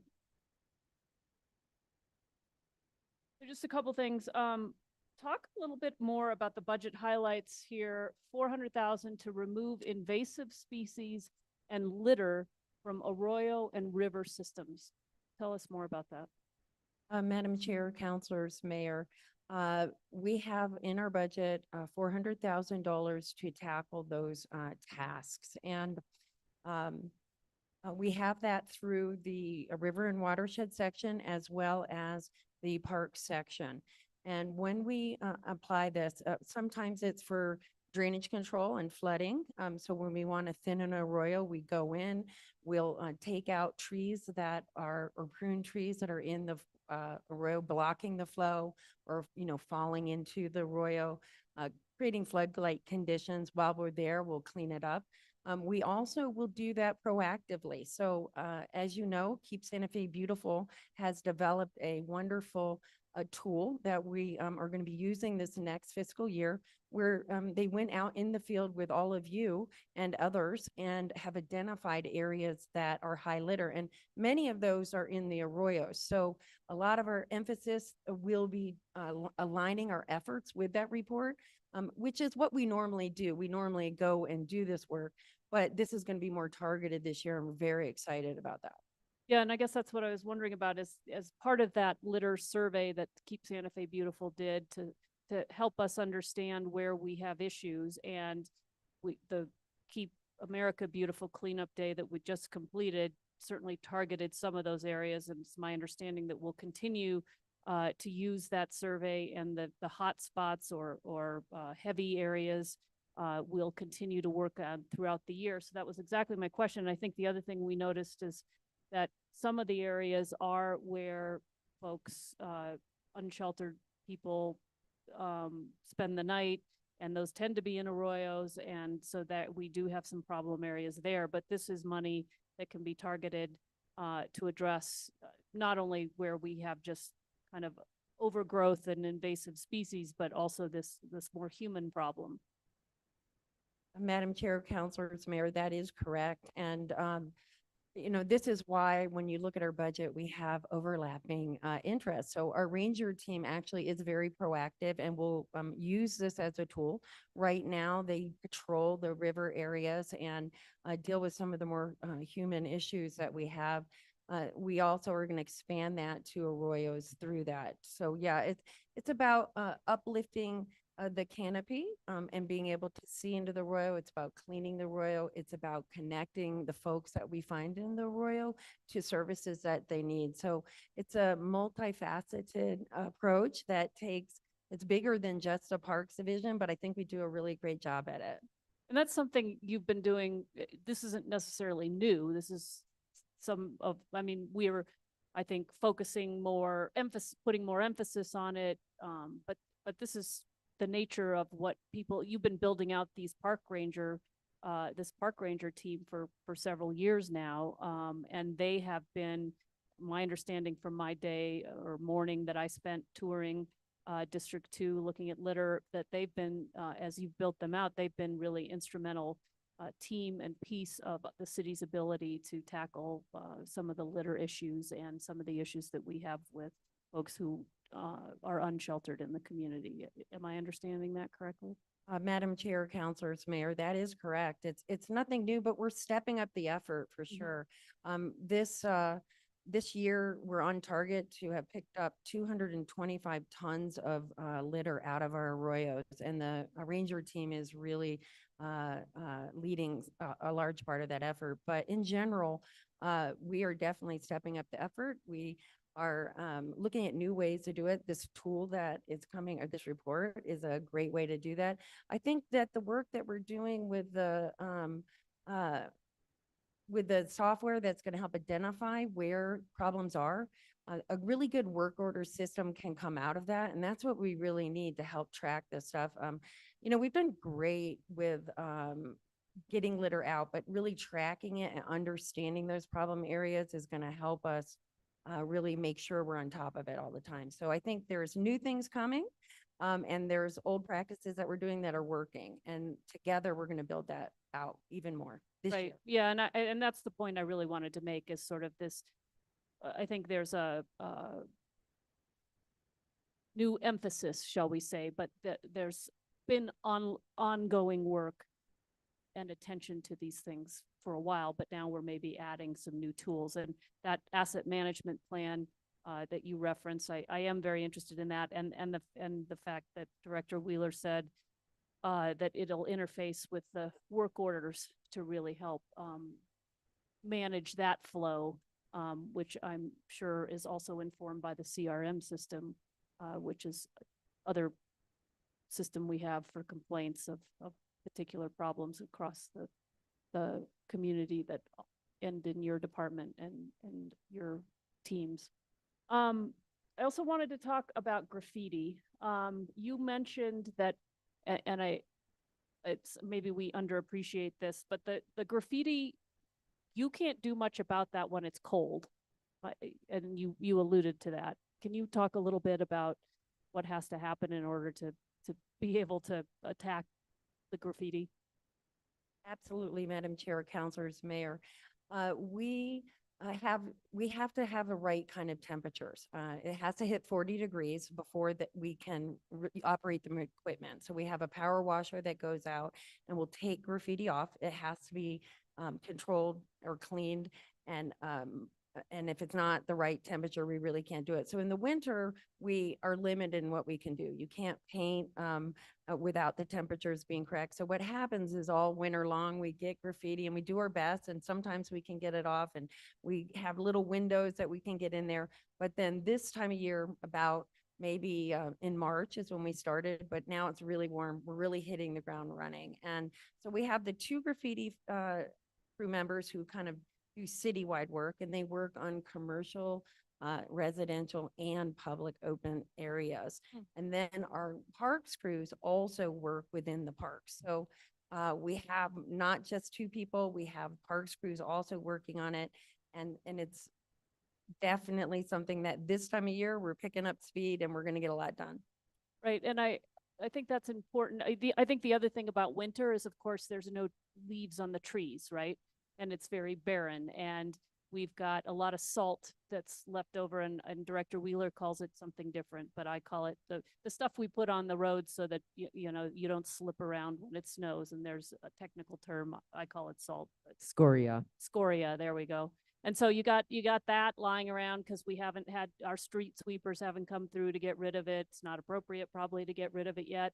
So, and then you've got the increase in or you've got the graffiti building up, and there's not a whole bunch we could do while the temperatures are cold. So it's sort of a perfect storm that we can't get to until March, as you're saying. And so that's something your team is now on and addressing.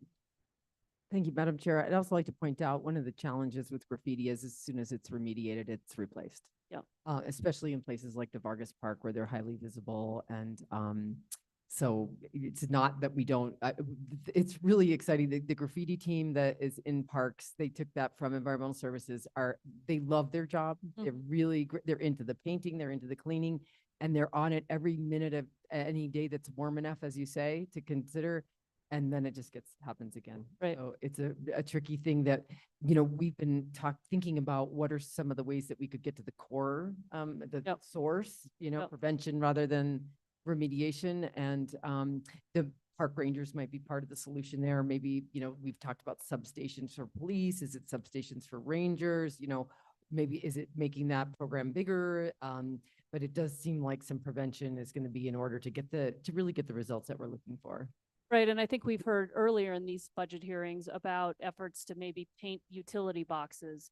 And maybe if they have, and I have been advocating, we used to have a way where we could get youth who would apply and compete for that opportunity, and maybe we channel some of this energy in ways that we'd like to see it. So that's something I want to see us pursue. But I'm also interested in looking at what other cities do to address this problem, because as you note, it just comes back. And so how do we direct this energy in a more positive way?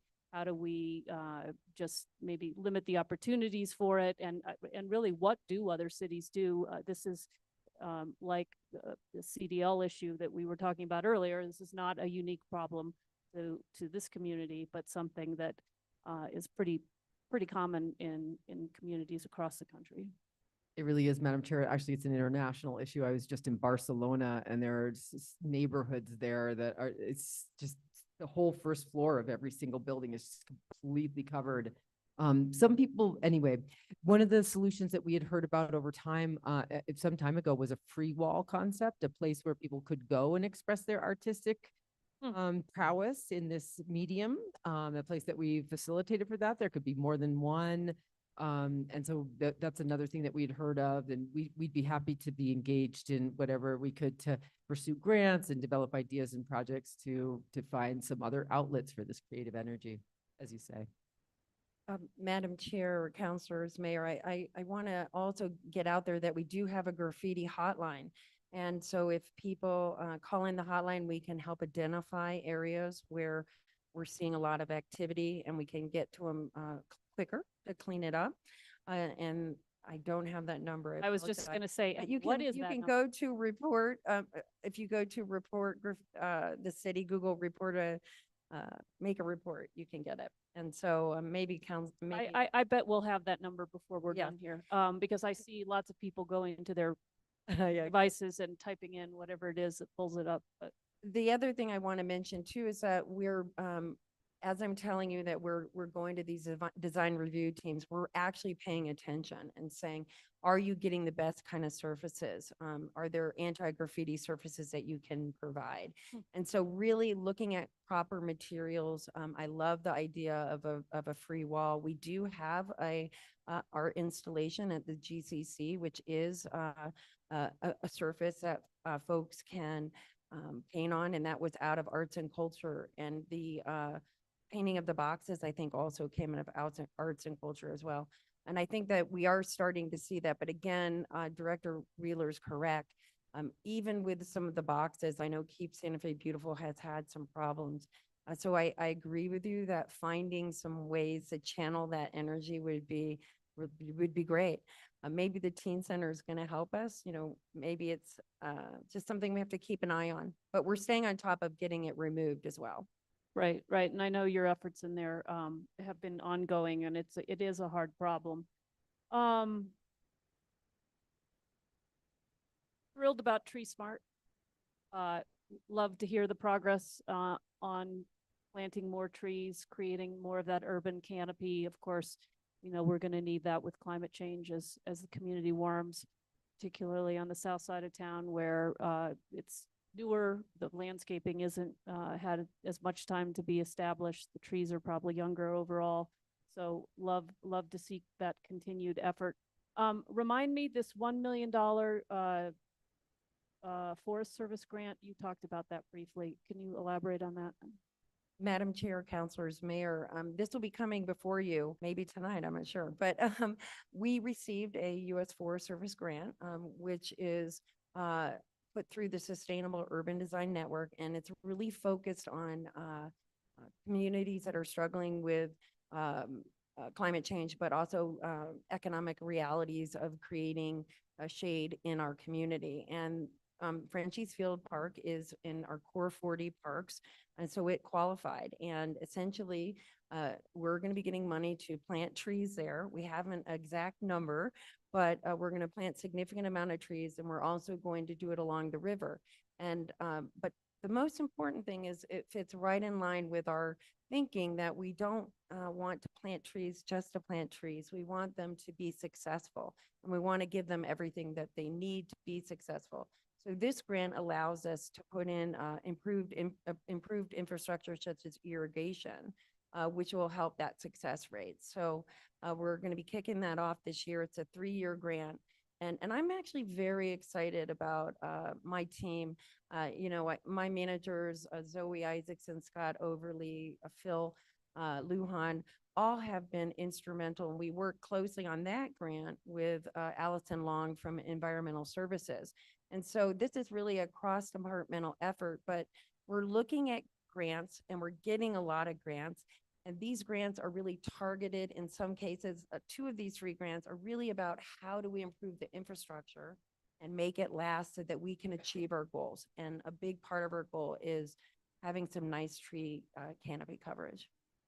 Madam Chair, if I could, Melissa just mentioned how her team is so awesome, and I wanted to recognize someone who's here that we haven't recognized yet. This is Phil Lujan. He's the administrative manager for parks. He does the works of a contract administrator and an admin manager, since they don't have one in the division. He is extraordinary, one of our most productive and positive and people that we have in public works. So thank you so much for everything you do, Phil, and for being here. Okay, and that's a little bit like replacing all the parking meters. That's what you're telling me. That's $1 million grant. That's enormous. That's a big deal. It's exciting. It's exciting. So congratulations. And yeah, shout that from the top of the City Hall. Uh, okay, I'm sure my committee members are getting, growing tired of me. Couple more questions. The new golf course transition, you said it was on track. I actually was out there not too long ago. And it looks like it's transitioning. I mean, the course is fine, but the shop is, looks like one set of folks is moving out, another set of folks are moving in. What's the timing on that? Madam Chair, Councilors, well, we have successfully transitioned all of the staff and they are fully staffed, which is excellent. Although that's not entirely true. I think they're having trouble with a golf course mechanic, which we had trouble too. So it's a highly, Special. hard position to fill, but they're fully staffed otherwise, which is very exciting. And they're working diligently to, get all the inspections that they need. Some of that is out of their control in terms of timing, but again, they've been excellent partners in keeping us informed, and in line with things. I fully expect, that we'll be, online here soon, in May or, in mid-May for sure. We've got some new equipment coming into the pro shop. So if you're out there, make sure you stop by. We got our new logo on there. People are really excited about New that. merch, as they say. Yeah, we got new merch. I've been hearing from the golfers that the turf conditions are excellent. They've been really respectful and cognizant of our water conservation efforts, which I'm thrilled about, and as well as just communicating about what they're doing a lot. So we're having monthly meetings. I'm definitely speaking with them pretty regularly. I think this whole year is going to be a transition, honestly, because it's, bringing in a new operator takes some time. They learn a little bit about how we do things. They did keep a lot of the staff there, which was very wise. And so there is a nice transition for them, but they're also bringing in a lot of new insights. And so they're finding things and giving us ideas about what we can do to improve. Any day now, I'll have a complete list of their suggestions, which I'll bring forward to our leadership so that people know what their suggestions are. But overall, I think the transition's going pretty well. Yeah. Great to hear. All right, just one more thing. Okay, just one other thing, I'm looking here. We haven't talked about the airport. I see our airport manager in the back. I was directed by the city manager to ask him a question. So if he's available to come forward and, okay, wait. Okay, well, all right. Well, we'll go back. Don't go away, Melissa. There are other questions for you. All right, let's do this. Let's finish parks and then we'll go to airport. Sorry, I didn't realize there were more questions and I've been monopolizing the floor forever. Counselor Faulkner and then Counselor Cassidy. Just a couple of things. I served on the anti-graffiti task force probably in the mid-2000s. There is documents and studies and all kinds of stuff there. I still have some of the files if it would help. And it was a city committee, so it was research we did for the city. So if that helps, I can provide our like the final outcome report. And then the other thing I wanted to ask is when you're repairing the trails, like the trail that runs through Tierra Contenta, is it possible to put like a little QR code or something where the community could like zap it and then know what's being fixed? Because I got a ton of questions on that part of the trail that was closed for, wasn't it like overly extensive amount of time, but it was a considerable amount of time. And there was nothing kind of explaining what was happening. So once again, I feel like if the community doesn't know what's happening, the community will figure out something that's happening, right? A lack of information is more dangerous than a little bit of good information. And so, I've been trying to think like signage on the road closed, signs, but that may be cumbersome. One of those OCR codes though, they could just click that and somehow we could link them to something that says this is what's being repaired and maybe provides a little bit of updates on what's being done. Because the repair that happened on the trail that I'm talking about, the team did an amazing job. Like I went and checked on it every day because I was getting questions about it constantly. And that's what got me to thinking like it'd be a good opportunity for parks to show what's being done and the timeline for how it's being done. And then you can see the beginning and the end. So the community can get a really I think, well-informed picture of what Parks is doing to make things better in the city and the challenges that Parks face. And again, it could just be an OCR code. You don't have to do a lot. You just have to link it to something. So that's the other thing I wanted to offer. Madam Chair, Counselor Faulkner, that's an excellent suggestion. We do orange barrel alerts and community meetings, but that's something that I know Zoe Isaacson has prodded me to do for a while too. So I think that's an excellent suggestion, and I'll look into that. I think our community engagement team can certainly do QR codes. So thank you for that. And Madam- it's more like not everyone's gonna go look at the barrel alerts or sign up for them. And this is if you're walking up to the trail and you see road closed, you can just pop that code and it's almost no work to get the information out. Like it. Thank you. Thank you. Director Wheeler, were you going to add to that or? Thank you so much. No, I just wanted to make sure that people heard that there is an orange barrel report and alerts that is published, but Counselor Faulkner clarified that, just more avenues of information would be helpful. And I agree, it's a really great point because it cuts down on the calls to you guys, to constituent services, into the team. And so it's a great idea. Thank you so much. Yeah, love it. Counselor Cassidy. Thank you so much, Madam Chair. Thank you for being here, Director McDonald. Couple questions. One, you mentioned Core 40 parks, and I've not heard that term before. Can you please explain that to me? Madam Chair, Counselor Cassett, Mr. Mayor, the Core 40 team, and this is out of the Sustainability Committee, so I'm not 100% familiar with it, but basically it's an index that recognizes parts of our community that fall in all of the kind of the high-risk check boxes. So free lunches is a way that they verify it. Income is a way they verify it. There's various levels that they set up. So the Core 40 are the 40 areas of our community that have some challenges that we need to help. Wonderful. And so then you were identifying the parks that fall within those areas. Correct. Mm-hmm. Great. Thank you. I wanted to get some updates on some projects. I saw the $200,000 for playground equipment, inclusive structures and repairs. So I'd like to hear about that specifically. Obviously interested in Pueblo del Sol, what's happening there. With summer coming up, curious, I'm about to get, I don't know, 10 emails a week about a splash pad. So what's happening with Swan Park Phase 2 and the splash pad there, as well as Soccer Valley. So to you. Okay. Madam Chair, Counselor Cassett, Mr. Mayor. Let's see, there's a lot to unpack there. First, I apologize, that was inadvertently put into the packet because that is a capital improvement, but that is going to be implemented this year, and that's part of our allocations that we received, capital allocations that we received. So we're going to be holding public meetings to look at where we can improve our play equipment. We are really targeting play equipment that's under 5. Most of our equipment is from 5 to 12, and there's a big gap for under 5. So we're going to be looking around the community, doing an assessment, figuring out which parks are the best parks for these types of improvements, and holding community involvement meetings and stakeholder meetings to kind of bring that to our community. And I believe that project will be completed this year because it's a really small and confined thing, but it's such an important part of our community because anyone who has small children in this community, they don't know where to take them sometimes. So I really like this.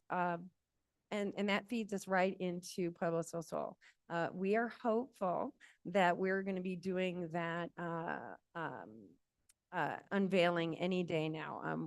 Our contract is coming to council. We got a little bit held up, but it's on board, and we're trying to get it out as soon as we possibly can. I'm hoping it's going to be this spring, but it's just fabulous. We have replaced all the structures there. We're not going to remove the structures that are existing until we can actually do the installation, but we're at the contract phase. They're ready to go, and we hope to have that in the next month or two. In that, we also are putting a huge emphasis on having a lot of diversity. So that'll be from 2 to 12, and we're going to have be accessible. And it's really, it's a great park. So we're very excited about it. Let's see, Swan Park. Swan Park, we just finished our RFP, and we're kind of now in that is for design, and we're now in this phase of working out the finances. We hope to have that very soon wrapped up. Once we are allowed to announce who the designer is, we'll get going on the design. We have the 5 areas that are highest priority.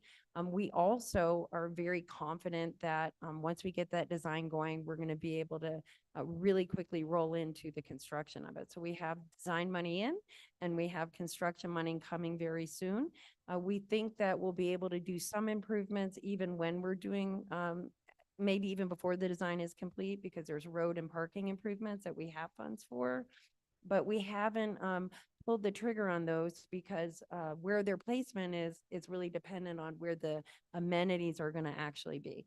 So we thought it would be prudent to not just assume where it was going to be, but really figure out where they're going to be. And then we can put in the road and parking and such. So I think that's coming along great. I spoke with the Santa Fe Conservation Trust the other day, and they're very excited about, working on some trails out in that area. So I think that could happen pretty soon too.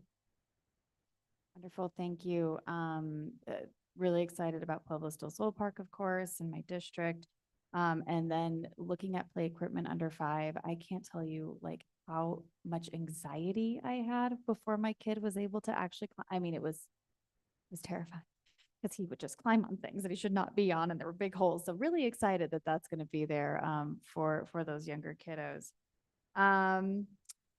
And looking forward to Swan. I realize I definitely jumped into the capital budget. For cracks and trails, we've had a bit of this conversation. Would that be part of this budget, or is that a conversation for future budgets? Madam Chair, Councilor Cassett, Mr. Mayor, there is a small amount of crack and repair in there. My trails team does have the equipment to do crack and seal, but that often these are larger projects. And so we do have a small amount of ARPA money that we're actually kicking off to spend out before that expires in December. So this spring and summer, you will see some crack and seal repair.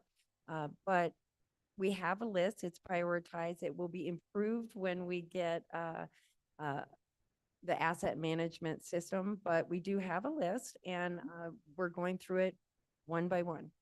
And we had it ranked by critical. So we know what the condition is, and we're going from the most critical to the least critical.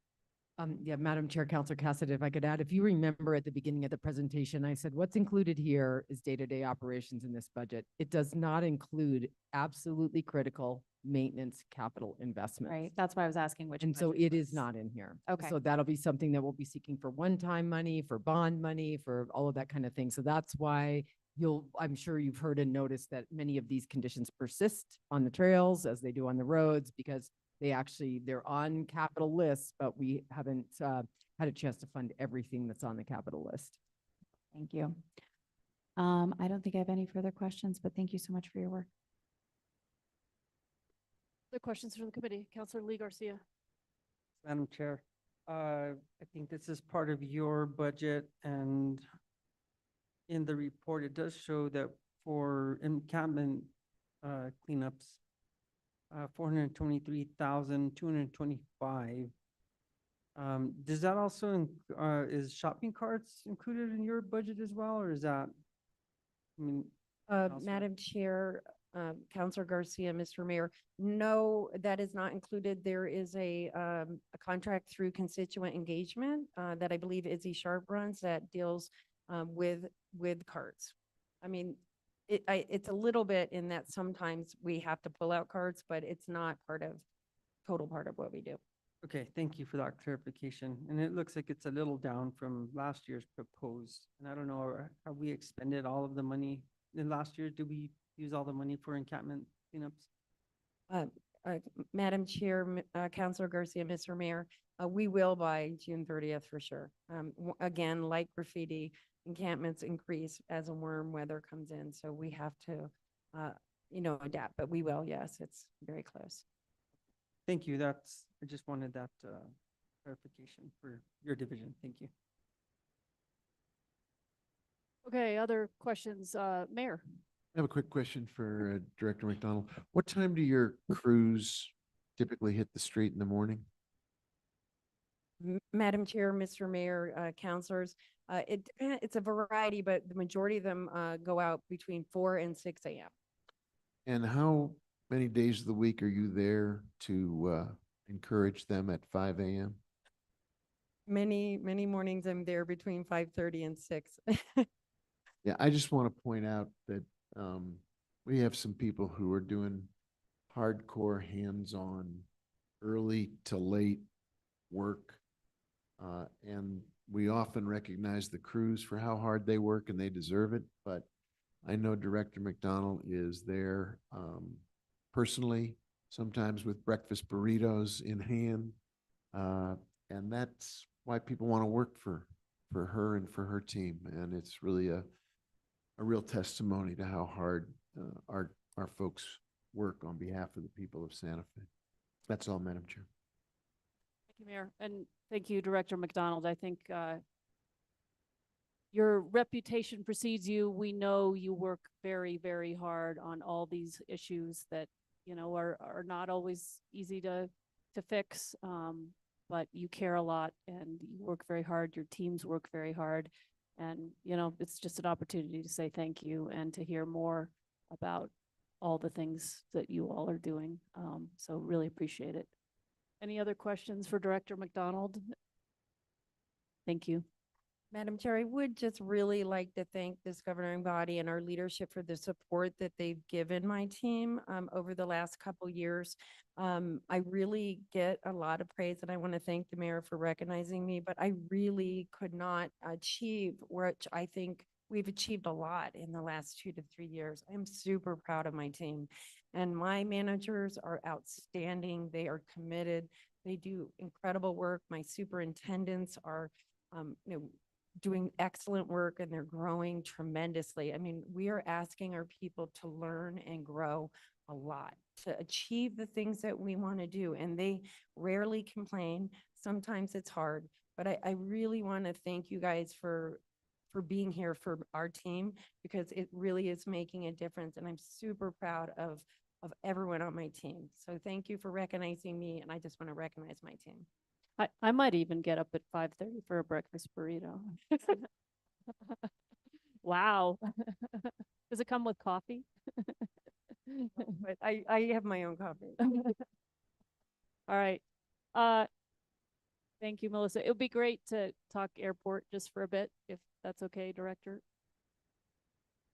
Please, James Harris, come on down. The proud owner of a newly opened, expanded airport. I don't know if you guys have been out there, but I've been getting feedback from the community that they're elated. And so congratulations, James, and thanks so much for your work. So I want to ask you about the new flight that you'll be working on, or that you are currently working on bringing to Santa Fe into the airport now that you have or I guess maybe it's not a new flight, but a new airline, a new carrier. And I asked this question, I believe it was yesterday, it's all kind of a blur. But the city manager suggested I get more detail from you when you were here. So I almost missed it. But I saw you in the back of the room. So I'd love to hear more about the work that's being done to bring a new carrier now that there's additional space at the airport with the renovations that are going on. Thank you, Madam Chair, members of the board, mayor, city manager. Santa Fe has spoken. They want a new destination. We're currently working on an RFP to get an additional flight to the Los Angeles area. The state of New Mexico has a rural air service development grant for guaranteed revenue share to assist us in acquiring a new flight. With the new flight, I don't like to say new carrier, because our current carriers they can bid for it as well. So I just like to say a new flight. But we're in the process of creating the RFP, then it goes through the process, and then we'll have it open for any carrier to take us to Los Angeles. Okay, so it's specific to Los Angeles, and that's something that you're working on now, and the idea is that that work will be part of the new fiscal year? I mean, what's the timing on, and I'm sure it has something to do with the infrastructure being finished. Yes, thank you, Madam Chair. Yes, so the new terminal expansion had a big thing to do with it. We could have went out earlier in the year, last year, but we just didn't have the room. Now that the terminal expansion is complete and we have additional boarding gates, we can actually pursue that new carrier or new destination. Okay. I just want to give you the opportunity to tell us anything else that's exciting happening out there. There's quite a bit. We've all been out there to do kind of a pre-grand opening. I know you and your team are working extremely hard out there. It does look great. Looking forward to seeing it all finished. Anything else you want to tell us? Yes, Madam Chair. I'd like to highlight some things that we were able to do. When I arrived, we had 5 staff to run the entire airport. Now we have positions for 22 employees. Some of the new positions are airport security manager, project manager. We're bringing security in-house, so it won't be contract security. There will be city employees, which will give us more control over the security aspect and save us a little bit of money without doing a contract. We completed the terminal expansion. We're completing the parking lots right now. We received word that we'll get funding for the Jaguar Drive extension, which I'm very excited about. And we'll also be able to start design on phase 2 and 3 of the terminal. So that should be happening starting July. We should be on that. I'd also like to thank our local pilots, our FBOs, which are fixed base operators, as Jet Center of Santa Fe and Signature at Santa Fe. They're our partners, and we've been able to work together to come up with a draft of new rules and regs and other things to help the airport move forward. I'd also like to thank Councilor Lindell, who's now the chair of the Aviation Board. She's come in, and we've been able to get some things done as well. Great. And I did have another question. Questions from the committee on this? Well, I think. Yes, Councilor Lindell. I do want to thank James Harris. We had a meeting with the board, and in fact, Mr. Blair was there, and Mr. Harris had a medical situation that day, and he showed up on Zoom from the hospital for that meeting. And I don't know if it was wise that he did that, but It was an important meeting. it was a very important meeting, and that kind of dedication doesn't go unnoticed. So thank you. I hope you're well, and I look forward to continue working with you. Thank you, Councilor. Mayor. Just a quick update on a couple things. We talk a lot about professionalizing, modernizing, improving the overall operations of city government. I would say the airport is one of the areas where we've made demonstrable strides, and a lot of it has to do with Mr. Harris's modesty, but his great professionalism and subject matter expertise. The improvements are significant. They're important. They ought to add to people's confidence and fun in flying in and out of Santa Fe. And I don't know if you have the number on the top of your head, James, but roughly what is or what are the airlines experiencing right now in terms of seat occupancy? Do you have a sense of where we are with the flights in and out of town, and what percentage of them are above, say, 75% full? I'm glad I prepared for that question. For some reason, I said, I probably need to get this. So right now, we're averaging 96% occupancy on average across the board on every flight. This month, the airlines added 2 additional flights to our current destinations. Next month, they're adding another 2 additional flights and an additional Houston flight. So we'll still have that Saturday Houston flight, but now we'll have 2 total Houston flights on Saturday. They're still using it as a test. The Houston flights have been really good, and I'm trying to talk them into giving us at least 3 days a week. Great. And I remember the question I had. I know, I think, again, this is an opportunity to help the community understand some of the challenges that you've experienced. The parking we've been working on for a long time. And I know I've heard the answer to this, but I think it's an opportunity to maybe provide the information to a wider group about what you experienced out there in terms of getting the parking project completed. And I believe it had something to do with the utilities being too shallow, but maybe you can elaborate. Thank you, Madam Chair. So what we've experienced is the age of the facility. A lot of things were direct bury, a lot of wires and everything, they were direct buried. We didn't have much in the form of as-built for what's underneath the parking lot outside the terminal. We just knew where it went into the terminal. So when it comes out of the terminal, it just goes everywhere. So the issue construction found was it kept hitting everything. So we've hit every utility at the airport trying to do our parking lots, which has caused delays in some flights sometimes. It's caused more parking issues because we had to wait on plans or approvals to be able to dig something up or install something new. So it's been a real task trying to get those parking lots done.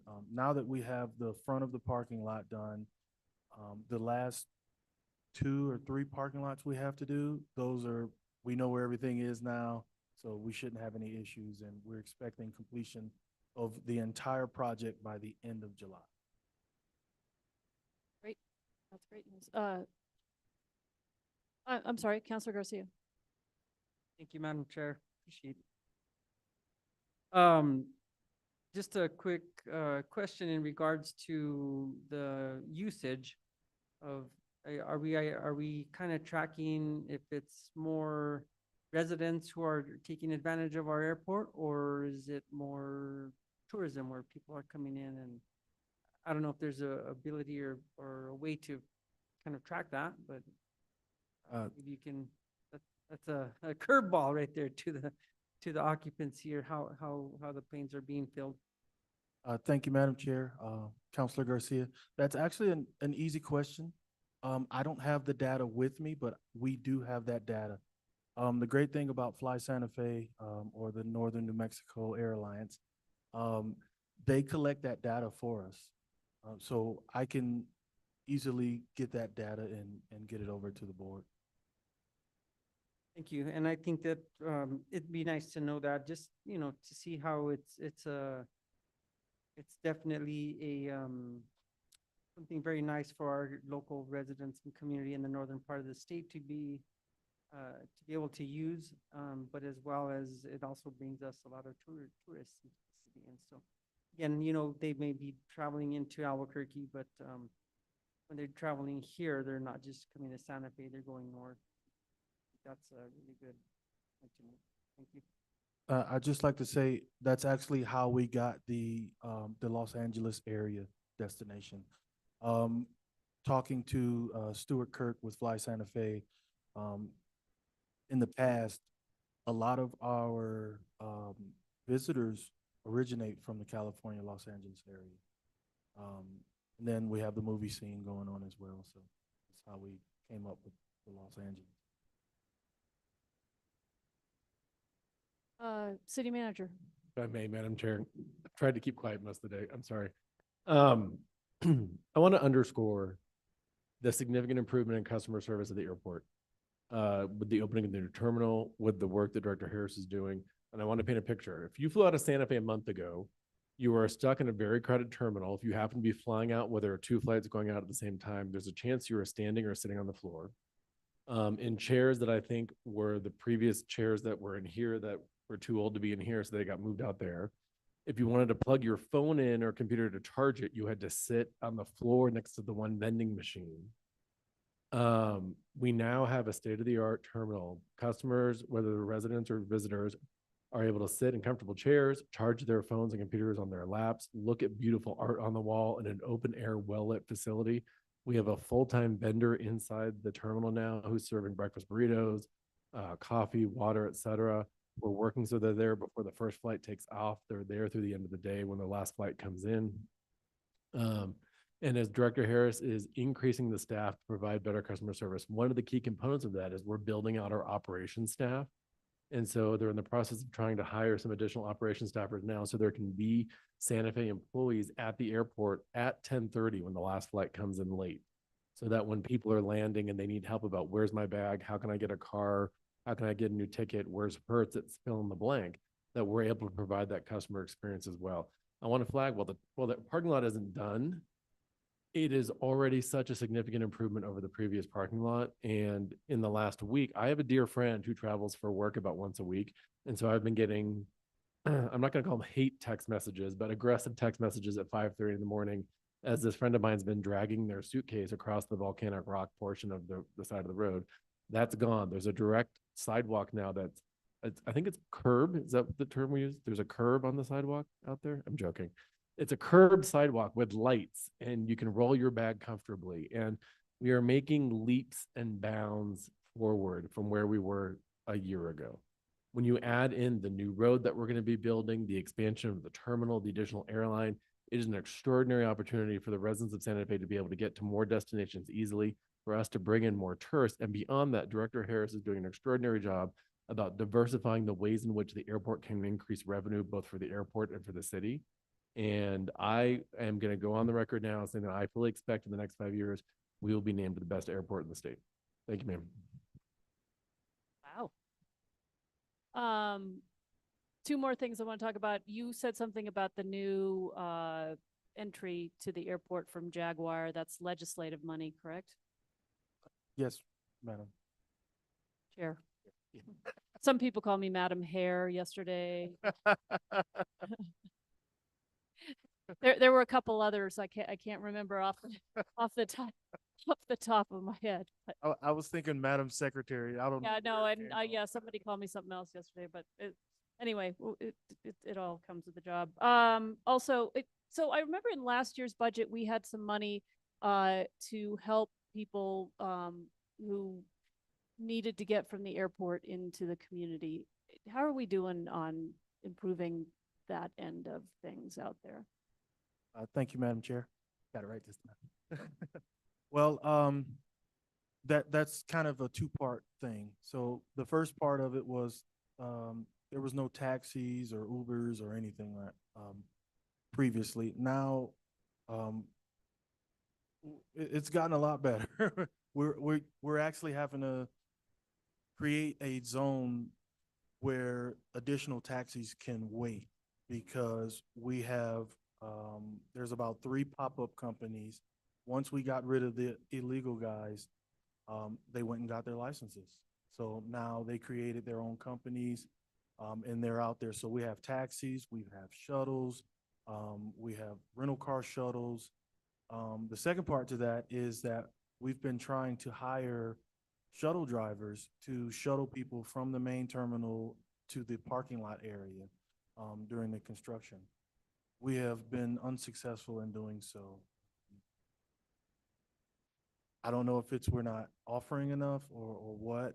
So we've actually reached out to It's Quest to see if we can get some temporary employees from there. We're still working hard to get the shuttle service up. We've borrowed a shuttle from Transit. We're in the process of purchasing our own shuttle that will stay at the airport, and hopefully we can get some drivers. That seems to be the theme of the day, the difficulty of hiring drivers. So that's interesting. All right, just curious. Thank you for coming down and visiting with us. Appreciate it. Really exciting developments out there, and just look forward to seeing it all come to fruition. It's great. So thank you for your leadership. Thank you for the work of your team. Other questions from the committee, or are we ready for a motion on this budget? With Councilor Cassett with a couple questions. Thank you so much, Madam Chair. All right, just kind of a few random things that I found written in my budget book. I saw the $1.1 million in complete streets for intersection roadway marking, street light maintenance, traffic signal maintenance, upgrades, and traffic calming improvements. And I'm just curious, what is the expectation we should have for how far $1.1 million would go? Because I don't think it goes very far anymore, is my understanding. So would love to hear a little bit more about that, just so that we understand how much things are costing, as well as the public is understanding how expensive it is to do a lot of this work. Thank you so much, Madam Chair. Councilor Cassett for that question. Yes, it'll probably fund the operations of the Complete Streets Division for just a little over a quarter. They'll get to do one intersection, little, maybe 50 feet of sidewalk. It is very expensive work, but we are compiling a list of outstanding needs of those types to bring forward to the finance director for one-time funding. So I think the decision at this point is not to really fund all the work that needs to go into those maintenance capital investments in the operating budget, but really just to take them as separate needs. Traffic calming implementation, there's no money for that in the budget. So no speed humps are in there, no flashers. Signal timing only for maybe one roadway is there. That's $100,000 in and of itself. We can do about 30 sidewalk repairs a year with that budget, but we get asked to do 60. So we hire contractors separately for that. We'll be bringing all of these projects to forward for consideration for funding. Okay, thank you. I think that is really important. I know that the cost of this work has gone up, as with everyone has seen inflation in a whole variety. We talk about this with building as well, that the cost of buildings is going up. And so we know that you all have experienced this too. And so wanted to make sure that that's very clear, that is one of the challenges that we're facing as we continue to work on. A lot of this is, we frequently refer to it as deferred maintenance. So the other thing is just a thank you. There was the highlights of the traffic calming improvements on Zia Road, Camino Pintores, and Calle Tahoe. Those were all part of, Zia Road and Camino Pintores left my district, but when we started that project, that was in my district. And I know that my constituents and now District 2 constituents who have benefited from this are very appreciative of those. I hear from the residents of Las Acequias that they're really happy to see the speed humps on Calle Tahoe. Now, of course, they're very excited for the next phase of them. So, but they're very grateful, as well as the residents of that Artesano Pintores neighborhood, and that really creative way to address that blind curve and how hard it can be to make a left turn out of there safely. So really just wanted to thank everybody who worked on that, especially I know that one was pretty complex, and extend my gratitude to Leroy Pacheco, because I know that he had a big hand in that. Thank you. Thank you so much. Councilor Lee Garcia. Thank you, Madam Chair. Just have an couple of questions on the overall budget. And I know that the Complete Streets Division, we have $11 million, 11.4 million. And I know there was we just had a resolution that was passed forward by the governing body for the bike and pedestrian and sidewalks and our direction there. Looking at the MPO, I think the MPO was, I don't know, what is involved with the MPO organization in their budget? don't know, that might be for. Thank you, Madam Chair and Counselor Garcia. I can start with that. The MPO is a regional transportation planning organization. It actually serves the whole county, the city being part of the county, and then also another tribal entity as part of the regionalization. It's funded by federal grants. All their salaries are funded by federal grants, and then a lot of their work, they secure federal grants. And as Counselor Cassett was pointing out, the city is just responsible for some matching on some of the grants. So their work is to do our master transportation plan that really that gets a lot of public input in all their procedures. And then they also look at, what's the connectivity needs? Are we missing pieces that make a regional transportation network that makes sense and is efficient and effective for our community? Okay, so the, anything that's bike and pedestrian goes part of all the Complete Streets division. correct? That's correct. Thank you for that clarification. Under the summary by category, you have debt services. What is debt services? That's 3.7 million. Is that all in Complete Streets, or is that across the department? No, that's just under the, not the division, summary by division, but it's summary by category. This may be for Mr. Hopkins. maybe? I can answer. Oh, wow, that was. Excuse me, I'm happy to answer, and Andy can add to it as well. It's our debt service on our outstanding bonds. So that's the principal and interest that we pay on our outstanding debt.